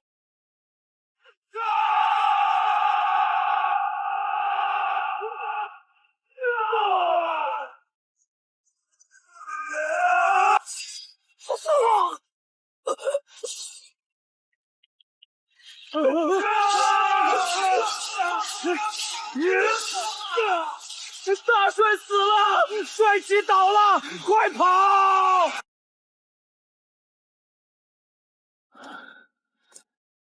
第一次见面时，怀霜也是这么大，拉着我的鞋脚，舍不得我走。走吧，往那边跑，跑远点儿。弟弟到底去了哪里？难道真的被仙人接走了？我会继续找，活要见人，死要见尸。禀陛下，飞将军斩杀胡人大帅，胡人80万大军全线崩溃。封赏，陈默晋封边关守将。这般封赏实在不公。您立下赫赫边关功绩，镇守边关屡立奇功，功绩无人能及，为何得不到应有尊崇？封侯非我意。那您图什么？图一个心安。老将军守边50年，战功无数，封侯了吗？他都不在乎，我在乎什么？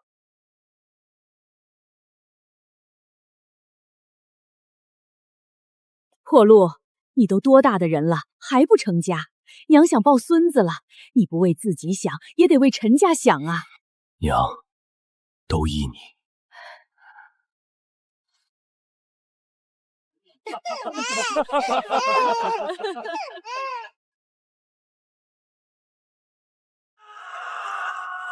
如果那一世我的家人后代也能平安，该有多好啊！可惜没有。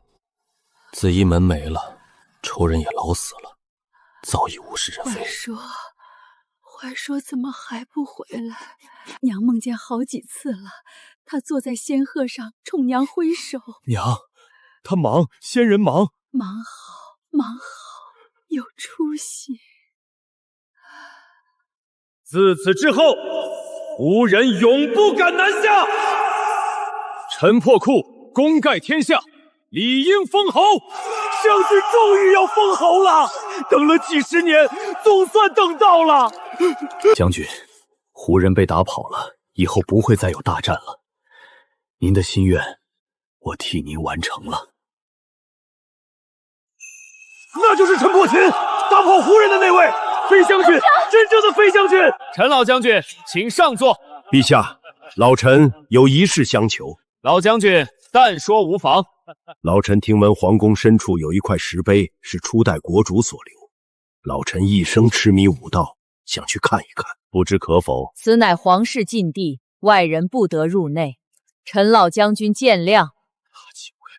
太平本是将军定，不许将军见太平。这句话我听过很多次，今天终于落到了自己身上。老将军，你酒里有毒，谁干的？太后，是你！陈兄，别怪我，我本不想出手，奈何天下只知有你飞将军，却不知我大元帅。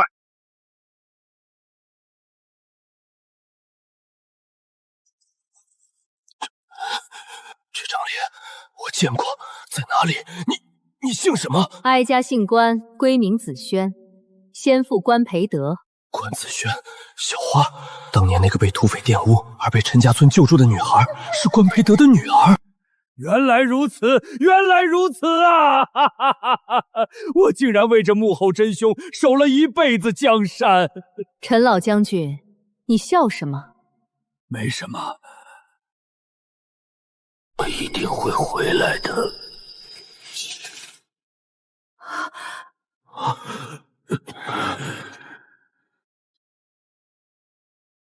厚葬以国公之礼。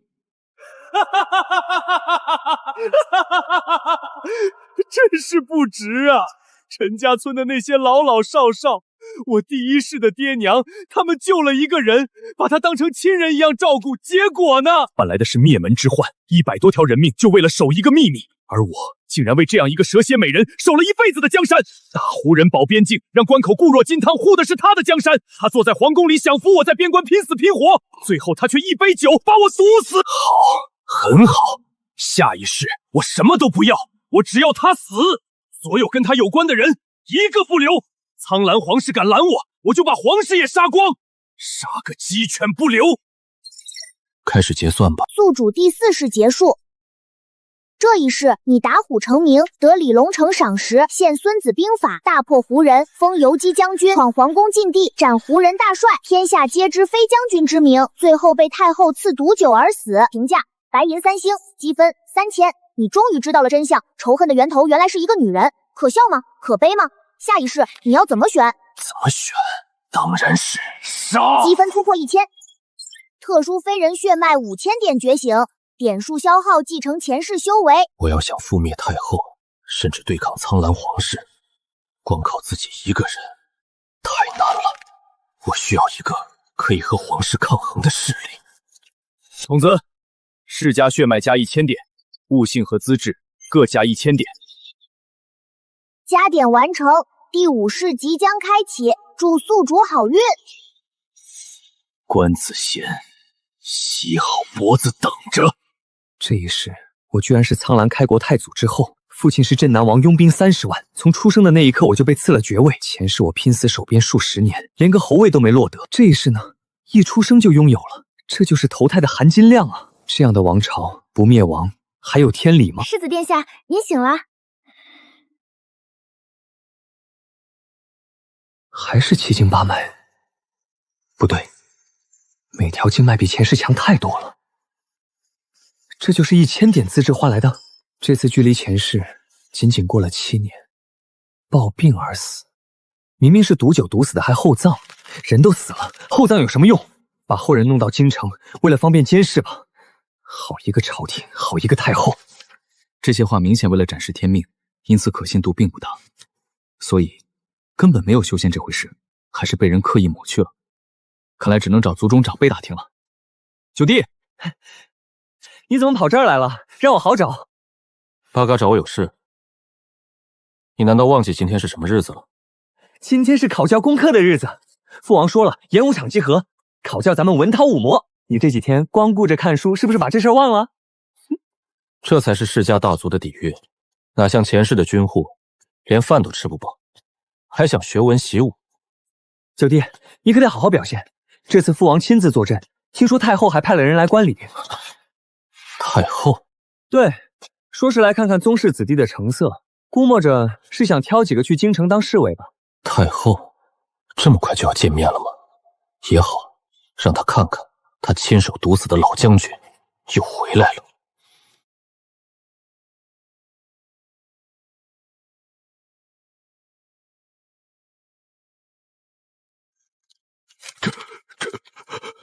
郑老，怎么了？好，藩镇之策，鞭破入里，强兵之本，直指要害。哈哈哈！好。此子对兵法的理解已入化境，这些兵法韬略，老夫闻所未闻，却又字字珠玑。王爷，您生了个麒麟儿啊！哈哈哈哈哈哈！有等，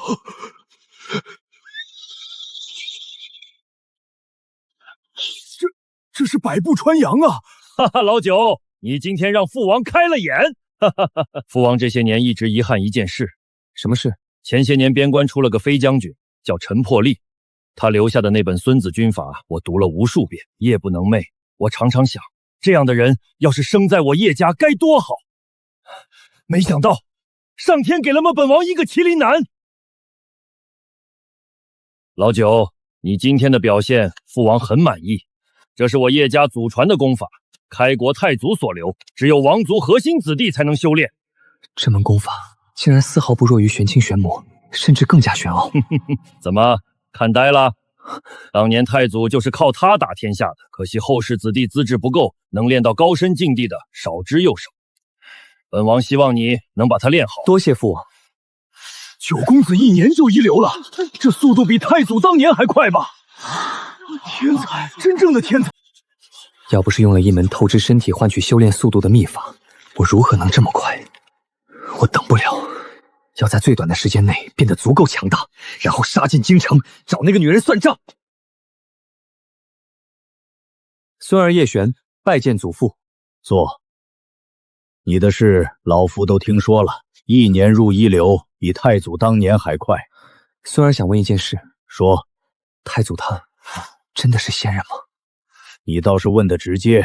民间确实有些传说，说太祖是人下凡，或是神的后裔，所以才能一统江山，开创大业。老夫年轻时也好奇过，像太祖那样的盖世豪杰得道成仙也是有可能的。但很遗憾，太祖并不是仙人。若真是仙人，又怎会生老病死？太祖晚年也是病痛缠身，最终驾崩于龙榻之上，这是宗谱上记载的。不过，老夫倒是可以告诉你一件事，你可曾看过宗谱里记载太祖起兵那段？看过，说太祖起于草莽，之所以能问鼎天下，是因为得到了神龟赐予的3卷天书。那是糊弄外人的，真实的情况是，太祖他是坐着船从另外一处天地来到这里的。从另外一处天地来的？不错，就是坐船来的，是一艘前所未有的船。只不过为了方便统治，才把这段经历神化，将船替换成了神龟。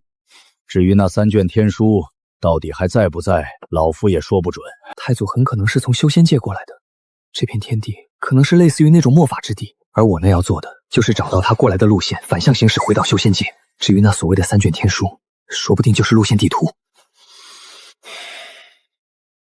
王府考桥，太后派人来观礼，你知道这是为什么吗？孙儿不知。这是太后的懿旨，昨日刚到的。现在明白了吗？太后派人观礼是为了挑人，挑有潜力的藩王子弟，然后召入京城，说是培养，实则是质子。太后此举用意何在？你说呢？皇上怕是按耐不住了吧？继续说。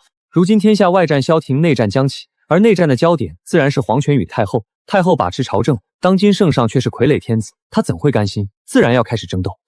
太后下这道旨意是在试探诸侯王的底线，看看哪些是站在他这边的，哪些是站在皇上那边。如果诸侯王答应送出子嗣，那就表示愿意臣服太后，他会尽力培养；如果不答应，就是太后的敌人。好孩子，小小年纪就能有这般见地，真乃王府之大幸。祖父，孙儿想问，皇上那边可有旨意？哈哈哈哈哈！好，能举一反三，问老夫故意隐藏的圣旨，这才是我叶家的麒麟儿。皇上的密旨3天前送到的。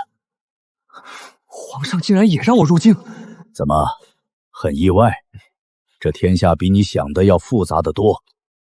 太后垂帘70年，你以为真的只是因为她是太后吗？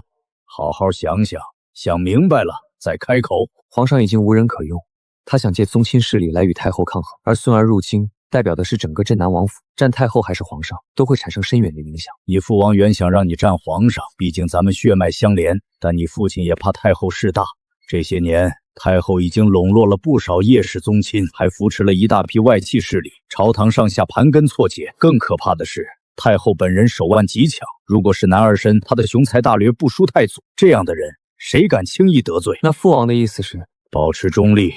我们打算让你称病不出，待在封地，哪儿也不要去，谁也不得罪，这是最稳妥的选择。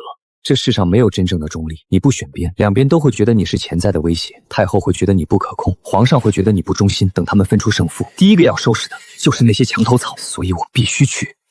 祖父，孙儿得去。你想好了？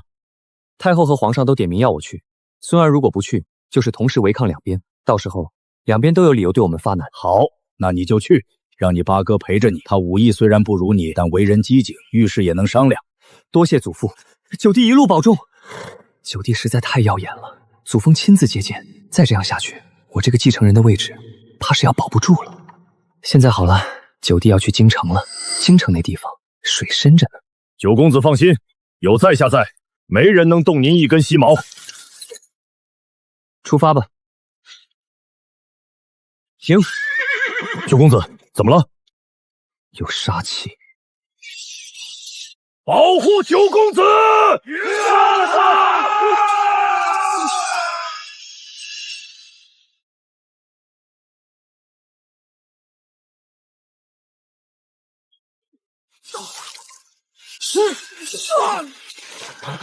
这不可能，他是人是鬼？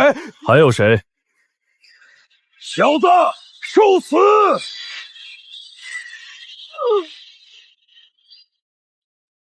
走吧。镇南王世子叶璇，3片树叶杀3个一流巅峰，一刀斩杀小后天。这是什么妖孽？他绝对是苍兰第一天才。你们难道忘了官家那位？官家？哪个官家？太后的娘家。官家出了个妖孽女子，据说可不比叶璇差。真的假的？当然是真的。那姑娘叫什么来着？关山月。对，关山月。那他俩谁更厉害？不知道，但我估计早晚要碰一碰。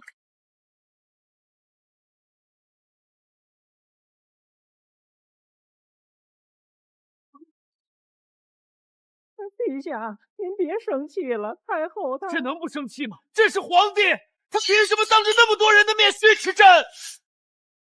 陛下息怒，小心隔墙有耳。隔墙有耳，朕连说句话都得提心吊胆，这皇帝当的还有什么意思？朕这些年想做什么都做不成，想用谁也用不了，好不容易出了个陈破处，以为能制衡他，结果呢？一杯毒酒，人就没了。朕有时候真想。陛下慎言。行了，下去吧。朕想一个人待着。是。朕说了，想一个人待着。你是谁？你是？镇南王世子叶璇，见过陛下。叶璇，你不是明天才进城吗？哈哈哈，好，不愧是我宗室栋梁，有胆色。你今晚来找朕，是想站朕这边？陛下，臣明日要去拜见太后。臣自有计较。罢了，你去吧。叶璇，你很像一个人，像那位陈将军。当年他也是这样，什么都不说，但朕知道他心里有数。希望你落得一个和他一样的结局。那就是叶璇，好年轻，年纪轻轻就能杀小后天，这是什么妖孽？镇南王府的麒麟儿果然名不虚传。快让他进来。臣叶默参见太后。不知道为什么，这个少年让我觉得有些亲切，像谁呢？陈家村那个满眼是我的少年，用满是爱慕的眼神看着我，愿意为我去死。可惜，好孩子，起来吧。你的事，哀家都听说了。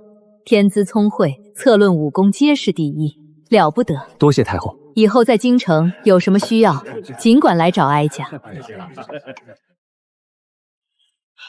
这就是关山月，果然名不虚传。听说他的修为比叶璇还高，那今天可有意思了。山月见过姑祖母。好孩子，来坐哀家身边。月儿，你觉得叶璇怎么样？百闻不如一见。叶璇，你觉得月儿如何？人间绝色。哀家想将山月许配给叶璇，你们俩一个是王族第一天才，一个是官家第一天才，天造地设的一对。太后怎么会来这么一手？如果我不接受，之前的努力就全白费了，甚至可能引起太后怀疑。如果她接受，仇人的同族成了他的妻子，那未来我要屠灭如何处置他？太后，孙儿有话要说。怎么了？孙儿想和叶公子打一场。关山月要挑战叶璇，这是要争第一天才的名头啊！孙儿从不嫁庸才，若叶公子能打赢孙儿，孙儿无话可说；若打不赢，月儿如今就像多年前的自己，那时候我也是这般傲气，不把任何男子放在眼里。也正是因为这份傲气，我才拒绝了那个少年的心意。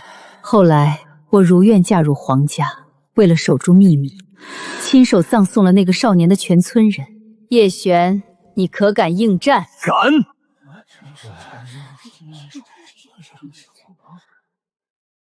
出全力，不要让我失望。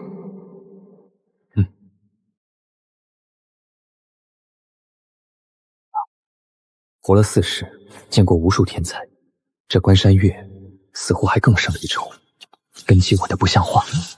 若不是我有4世积累，今天还真不一定能赢。但我还是输好了。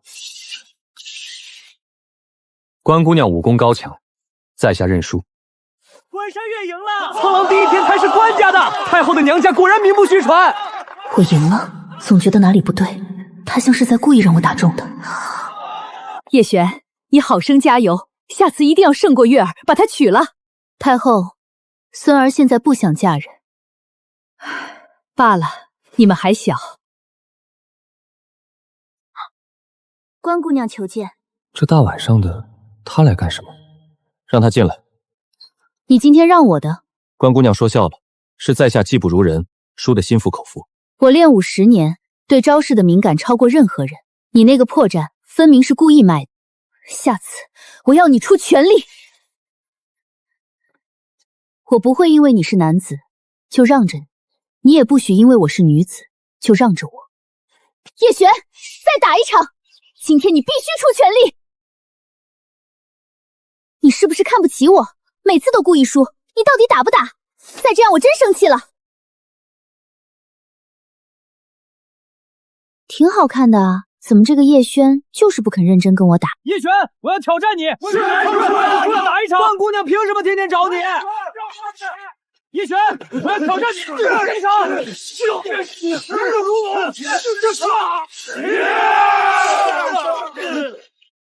这王族功法练出的内力，似乎能起到调和作用。以前玄清和玄魔水火不容，现在有玄黄居中牵引，这2股内力竟然开始慢慢融合。一旦这3股内力真正融合，能达到一个新的境界，到那时，这还算是练武的吗？太后，不如直接毒杀皇帝，对外宣称暴毙，一了百了。此事万万不可。皇室传承数千年，是天下共主。哦，叶世子有何高见？若皇帝死得不明不白，再擅行废立，必然引起天下动荡。那你说该当如何？天子上承天命，若要废立，需天时地利人和3者缺一不可。何为天时地利人和？天时乃上天赐予，只能静待；地利，太后可将皇帝圈禁起来，切断他与外界的联系；人和，则是要找出站在皇帝那边的人，一一除去。具体如何实施？好，就按你说的办。皇帝身体不适，需要静养，为免打扰暂居西院，非诏不得出。所有奏章信件都要先经本宫过目。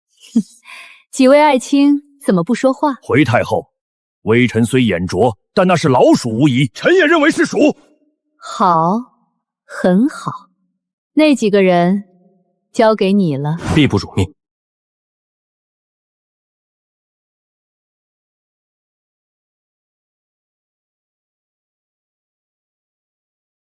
做得好，还有件事，选一个听话的，又让人挑不出毛病的宗室傀儡。太后，此事需谨慎。臣以为可从偏远的王室支脉中物色人选，那些人无权无势，更好控制。有理，你去办吧。他究竟藏着什么秘密？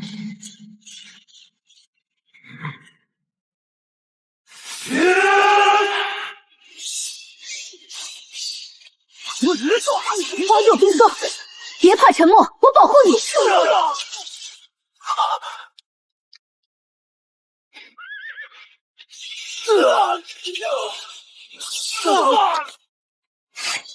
你一直知道我在。为什么不点破？你想跟就跟着吧。叶璇，这些杀手好像是你大哥叶广派来的，你打算怎么办？不怎么办？他是我大哥，我能怎么办？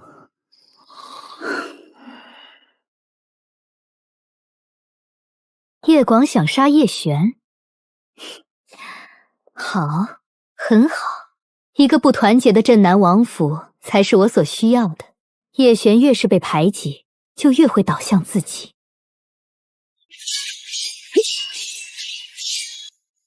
就是他了，他是王氏支脉的后代，身上流着太祖的血，但如今却靠织席贩履为生。他无权无势，毫无根基，为人老实木讷，最适合做掌控的傀儡了。如果给你一个做皇帝的机会，你愿意吗？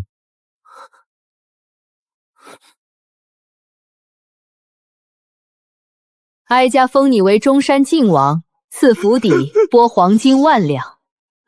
小子，老夫劝你哪儿来的就回哪儿去，这不是你该来的地方。失传已久的镇教神功，他是教主传人。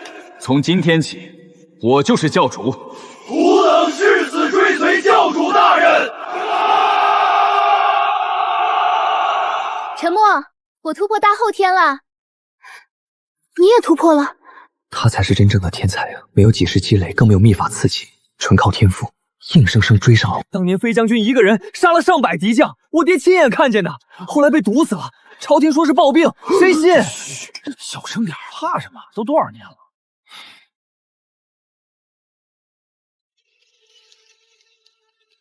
将军，我来看您了。飞将军胆气好，一身铁甲护朝朝。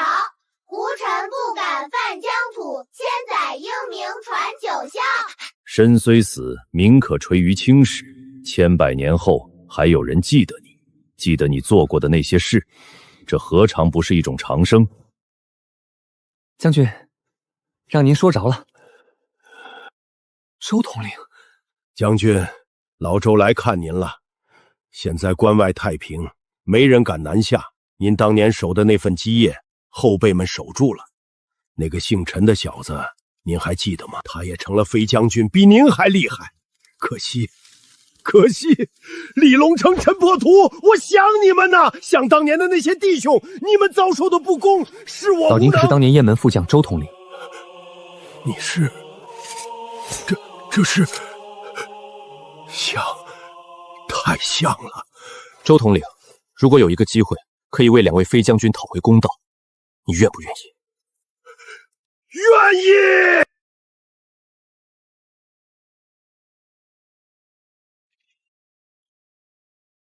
有人来过，而且不止一次。你说那间老屋啊，前些时候确实有人来过。有人说看见一个少年骑着好大一只白鹤从天上飞下来的，那少年长得可俊了，像是年轻的陈破龙。他在老屋里待了半天，又去坟前烧了纸，然后骑着白鹤飞走了。大伙儿都说那是陈将军死后成仙了，回来看看老家。骑鹤的少年和我长得有点像。前世的母亲临终前一直念叨着，梦见仙鹤接走了怀霜，大家都以为他受了刺激。现在看来，怀霜真的没死。前世的离别，或许是来世的相逢。沉默，你终于回来了。叶璇，你可算回来了。这几年沉默不在京城，总觉得少了点什么。那些臣枕们，要么是畏惧我，要么是巴结我，没有一个像沉默这样既忠心又能干，还懂得我的心思。他就像陈家村的他一样贴心。叶璇，你大哥叶广屡次派人刺杀你，以为哀家不知道？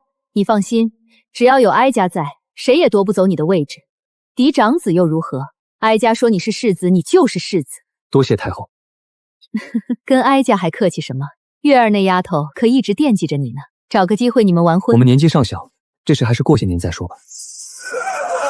此次天灾乃上天示警，为陛下失德所致。天时来了，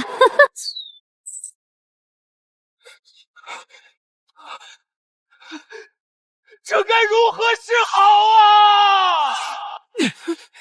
想办法送给金无畏的人，事成之后，朕保你一世荣华。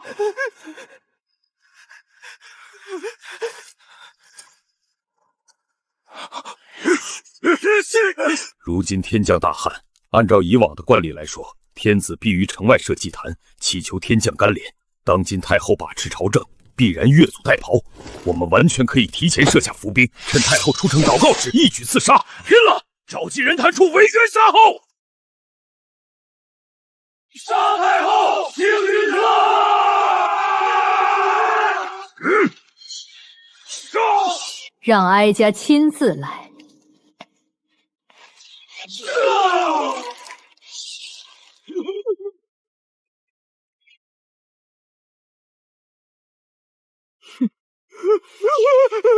陛下，这就是你想看到的吗？当今皇帝德不配位，则黄道吉日，行3请3让之礼，正式传位于中山靖王叶玄德。否则前期的努力全部白费。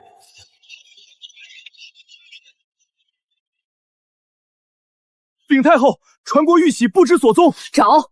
禀太后，皇宫内已经搜查，传国玉玺消失了。照常举行。皇帝失德，上承天意，下顺民心，退位让贤。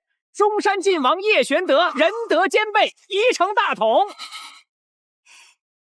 吾皇万岁万岁万万岁！万岁万岁万万岁！吾皇万岁万岁万万岁！这句傀儡洋相进出，哀家十分喜欢。叶哥，我真的不行，怕辜负您和太后的期盼。陛下安心就好，太后对你有信心，一切有我。先天高手，寿元200到300岁，但我活不了那么久。多次使用秘法燃烧潜力，身体早就透支了，怕是只剩下几十年的寿。不过够了，我要的就是这几十年的时间，做该做的事。快了，你怎么来了？雪山冰莲，可固本培元，修复暗伤。这是传说中的东西，我只在古籍里见过。你去雪山了？我看你气息不稳，难道是遇到了雪崩？一点小意外而已。果然，最了解你的始终是你的对手。他早就知道我用秘法强行突破的事，只是没有点破，而是冒死去采了一株雪莲，希望能帮到我。你的身体透支得很厉害，这株药或许能修复你的身体损伤，增添寿命。你为什么？别问。关山月，拿走，我不需要。你我之间到此为止。叶璇，你好得很。这个女人当真是人杰，面对如此危局，她竟也不慌不忙，连发数道政令，一套组合拳下来，各路叛军的兵锋被生生挡住。她还发动了母族，散尽家财，组成了一支右圣军。而现在太后缺的只是一个统帅，我的机会来了。没想到死去的废帝居然还活着，要讨伐太后，这简直是千古未闻之事。太后又应该如何应对？跳梁小丑罢了。叶玄德，你立刻下一道圣旨，昭告天下，你才是正统。禀太后，镇南王暴毙，其嫡长子叶广趁着叶玄远在京城，继承了镇南王之位。太后，臣愿领兵讨伐逆贼。臣大哥叶广弑父夺位，罪大恶极。臣恳请太后给臣一个机会，亲手斩他，夺回王位。叶璇，你也该成家了吧？哀家记得山月那丫头这些年一直跟着你，你们俩的事，哀家都看在眼里。月儿自幼父母双亡，是我一手带大的。你若娶了山月，就是我关家的女婿，内部将不会有任何反对声音，这右圣军便可以交给你。怎么，不愿意？臣愿意。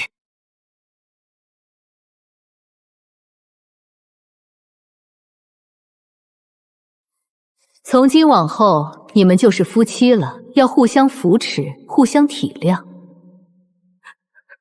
如果当初，可惜没有如果，但现在我终于全了当年的遗憾。也许，叶璇，你可知道哀家为什么这么看重你？臣不知。因为你像一个人。叶璇，你的前程绝不止于镇南王。等局势稳定，哀家会让叶玄德让位，哀家会登基称帝。但哀家的志向不在此，地位只是跳板，哀家要去更广阔的世界。更广阔的世界。等哀家走后，这天下就是你的，我会将地位禅让给你。等哀家在那边站稳脚跟，也会把你们接过去。那边是哪里？更广阔的世界？那不只能是修仙界？太后难道已经掌握了通往修仙界的钥匙？臣多谢太后。好好待山月，他是个好孩子。我不该辜负他的。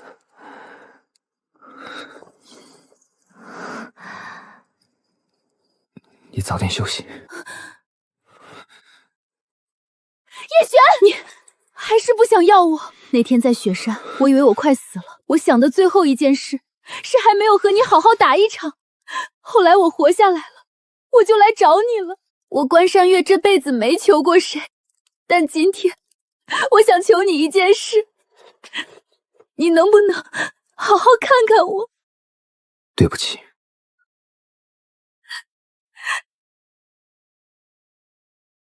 再给我几个月，我就能突破先天。到时候我会去前线帮你，等着我。妾将为郎君扫平天下。等，我快没时间了。出发！如果我做错了什么，对不起。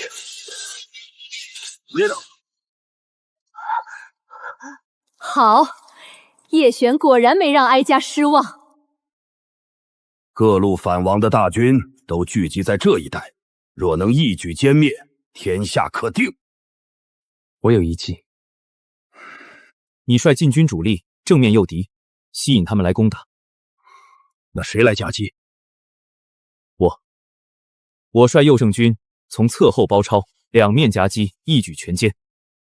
可行。真是料敌先期，不愧是太后心腹。向前出击，一举歼敌！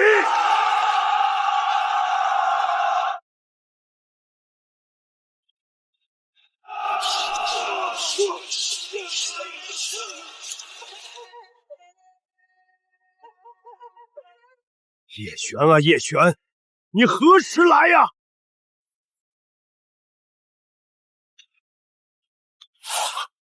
叶璇呢？右圣军呢？叶璇，无耻之徒！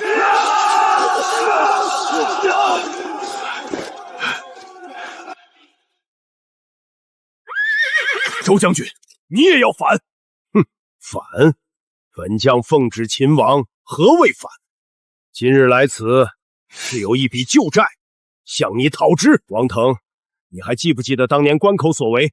飞将军率3000雁翎卫千里奔袭，斩胡人大帅，杀敌无数，功劳簿上却写的你血战不退，牵制敌军主力。后来太后要除掉飞将军，是你在朝堂上进谗言，说飞将军功高震主，早晚必反。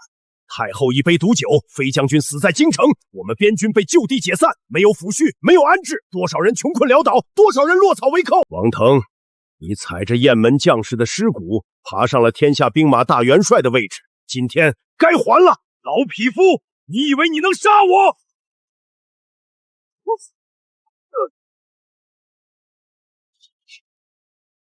这一枪是替飞将军还的。兄弟们，债讨完了。将军，将军，没事，老夫该去见二位飞将军了。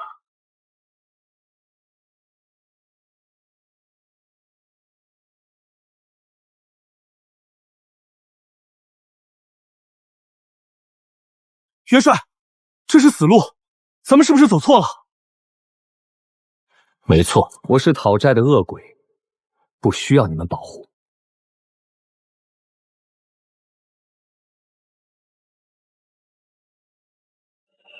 走。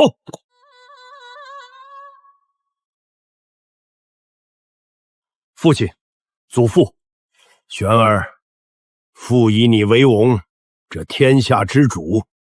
我看，儿臣是来告别的，孩儿志不在此。玄儿，这镇南王之位本就是你的，你若想要，随时可以拿回去。父亲，儿臣想要的从来不是这个，我所做的一切，只是为了给自己一个交代，也是为几世的恩怨打上一个句号。父亲，祖父，保重。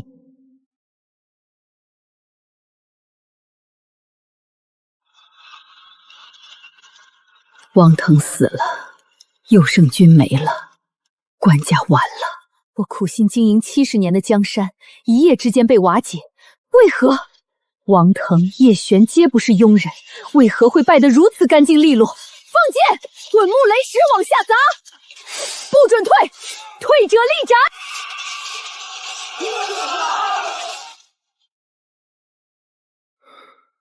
这个女人当真是人杰，即便身陷绝境，也没有丝毫慌乱。若是换一个人，京城早就破了。可惜，她遇上的是我。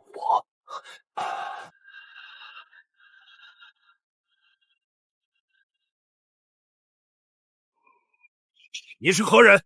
胆敢擅闯禁地！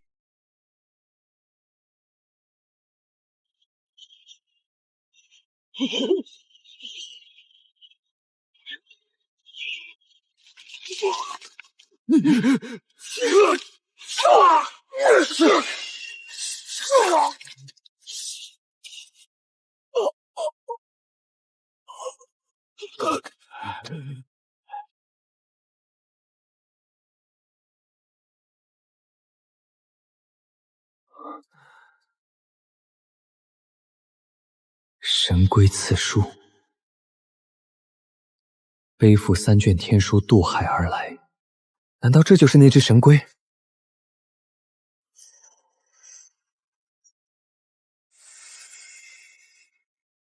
这是世界地图，苍兰应该位于这其中的一片大陆吧？至于修仙者，是位于其他几片大陆。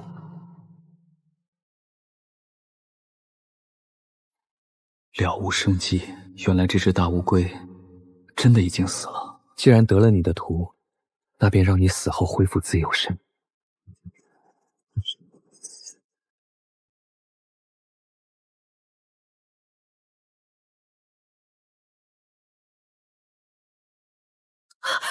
不好！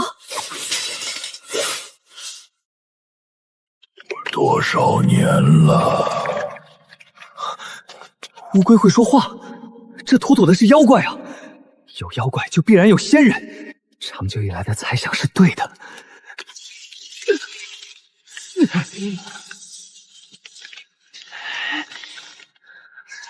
你的真源，你是叶冲天的后代。是，正是先祖。你知不知道你做了什么？那些锁链不是锁链，而是国运。父以秘法吸引小部分国运修行，同时也镇压大部分国运，让苍兰王朝延续1000年。你打碎锁链，虽然让老夫重获自由，却也断了老夫的修行大计，也断了叶氏一族积累的国运。若是旁人，老夫今日必杀之。但你是叶冲天的后代，罢了罢了。前辈，晚辈斗胆一问，您为何会在此地？是从何处而来？是那修仙界吗？这处世界名为玄黄大世界，玄黄大世界无边无际，有灵气充沛的大陆，也有无数隧道和无尽海域。老夫当年是随你太祖叶冲天从自己块灵起大陆来到这里。灵起大陆？不错，你们脚下的这片土地，你以为是什么？苍兰王国位于一片大陆。错了，这里只是一座岛，一座毫不起眼的隧道。像这样的小岛，在玄黄大世界，多如天上的繁星。这些岛上多为凡人国度，因为没有灵脉，修炼极慢，所以你们凡人口中的那些仙师，也就是修仙者。当年你太祖突破无望，这才到这座小岛建立国度，但他不忍埋没子孙后代，所以留下了3卷天书。3卷天书？不错，为的就是有朝一日可以凭借天书重新回到灵起大陆。那3卷天书是不是就是我修炼的这3卷功法？是也不是。3卷天书不全是书，而是3件工具。一卷是功法，修炼有成者才有资格去灵起大陆；一卷是载具，便是老夫；还有一卷是路线地图，老夫也记得清清楚楚。只要取得老夫的认可，就可以前往灵起大陆。那前辈，如何才能获得您的认可？古往今来，老夫认可的人只有2个半，哪2个半？第一个叫叶青青，她是苍兰王朝的中兴之主，1000年前的人物，天生灵根，资质无双。老夫本来要载她去灵起大陆，但被人抢先了一步。还有人抢先？不错，她的天赋太强，刚从出生就被灵起大陆强者感应到，把她接走了。能让修仙界的人直接跨海来接，那是何等的天资！第二个你也猜得到，太后。200年前她来过这里，当时她还是个少女，但心性坚韧，虽然不及叶青青，但也够了。她之所以想登基称帝，是为了借助国运入道，顺便帮助老夫突破境界，带她前往灵起大陆。原来太后所做的一切都是为了修行，凡间的地位对她来说真的只是跳板而已。那剩下的半个不会是？是你没有灵根，却走出了一条不同的道路。你将3股真元融合了一半，这是太祖当年走的路。你如果能全部融合，说不定就能以武入道，打通人体与天地沟通的桥梁。以武入道？不错，追求仙道的人其有2类，一类是天生灵根之人，另一类是后天的，或因机遇，或因顿悟，从而踏上修仙之路。你的路子只走成功了一半，所以你只能算半个。如果我全部融合成功呢？真元会直接转化为法力，你将突破到修仙的第1个境界，达到通灵3层。3层？也就是说我跳过了前2层？不错，因为先天境界本身是仙道的起点，那些武道秘籍是简化过的凡人修炼的版本。苍兰所有的武道源头都来自那一卷天书。叶璇，为什么？哀家待你如亲子，让你位极人臣，把山月嫁给你，把佑圣君交给你，你为什么辜负哀家？太后，你可曾辜负过别人？200多年前，你也这样辜负过另外一个人。你是？今天我们只能有1人活着走出这里，输的人死，赢的人踏上成仙路。太后，请。好。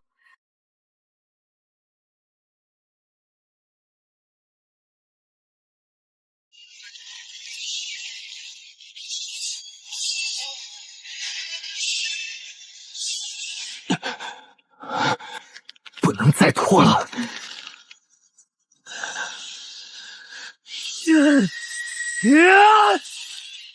太后，接我这一招，神级放！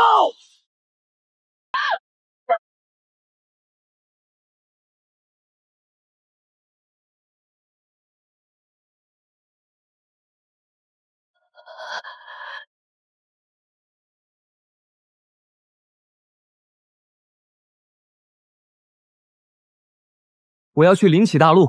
你的资格还不够，你只融合了8成，最后2成需要你自己悟透。老夫可以等你10年，10年之后，你若能成功融合，老夫便载你去灵起大陆。若不能，好。体内的3股真元已经融合了9成，但最后那1成，无论如何也迈不过去。我的潜力已经压榨干净了。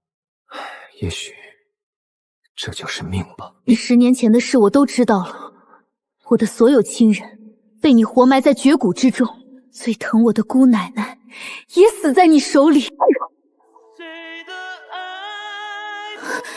你为什么不躲？